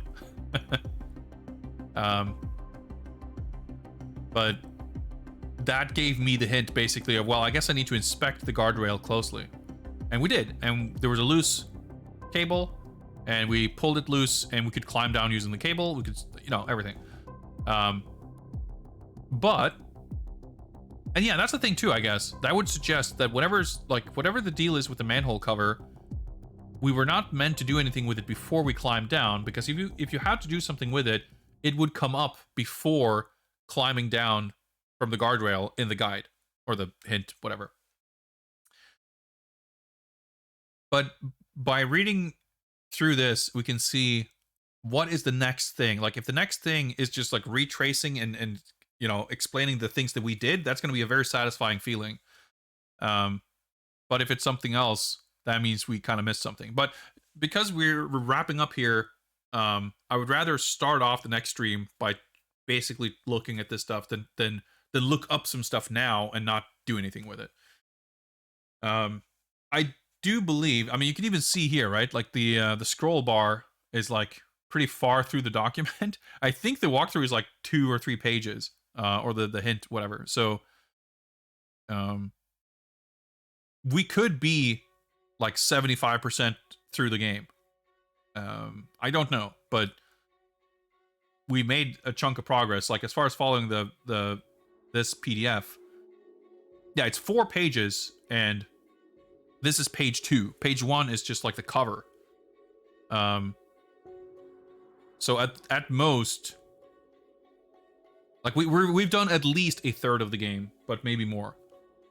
So with like a better sense of how to use the guide, a better sense of how long to maybe mess around before consulting the guide, I think the next stream with this is going to be, progress is going to be a little smoother, a little faster, and it would be easy enough to basically commit to finishing, just being a little less patient maybe with looking stuff up. But yeah, I think as far as like an adventure game goes, like, I don't know, like I said, I don't have a ton of experience with text adventures, but this is so like strict. Like having the idea to try placing the golf ball in the hole and it triggering a trapdoor, like that was the coolest thing in the game so far for sure. Successfully deducing the car gadgets, and trusting that, okay, there's a light there, we shouldn't go in that direction, you do it anyway just to check, and the game slaps you on the fingers and you go, okay, yes, I had the right idea. Like there's moments like that feel satisfying, but it's still very easy to miss crucial information, and it's more that like the path you have to take towards success is extremely narrow. Like it reminds me in a way of Japanese adventure games, like detective games, but it's more the open-endedness of this, or the implied open-endedness, to me is like, it doesn't it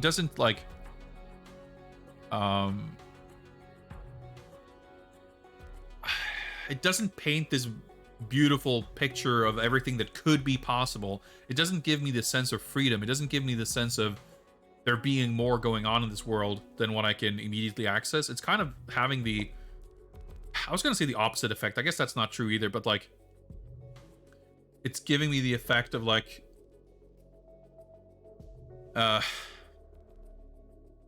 confusion and worry about like not feeling confident that I'm interacting with the game correctly. So I don't know. I'd be hard pressed to say that it's less enjoyable than A View to a Kill, the previous game. But I can't say that playing this is making me excited for more text adventures. Like not in the context of James Bond games, but just like, man, this was sick. I wish there were more games like this. Or I mean, there are, or rather, I should play more games like this. It's more like, I don't know. But it's interesting. It's neat. It's exciting that like of the 3 games we've played so far, they've all been extremely different. And the writing is fun. I like the prose. So the game definitely has some cool stuff going for it. But we'll end it there for today. We will update the spreadsheet with the time, 2 hours 50 minutes so far. And as mentioned, the release date of Gotham Knights is on Friday.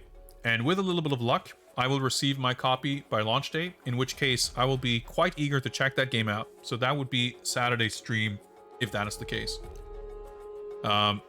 Whether we like keep playing that, or maybe go back to try to finish this game, like we'll see. We'll work it out.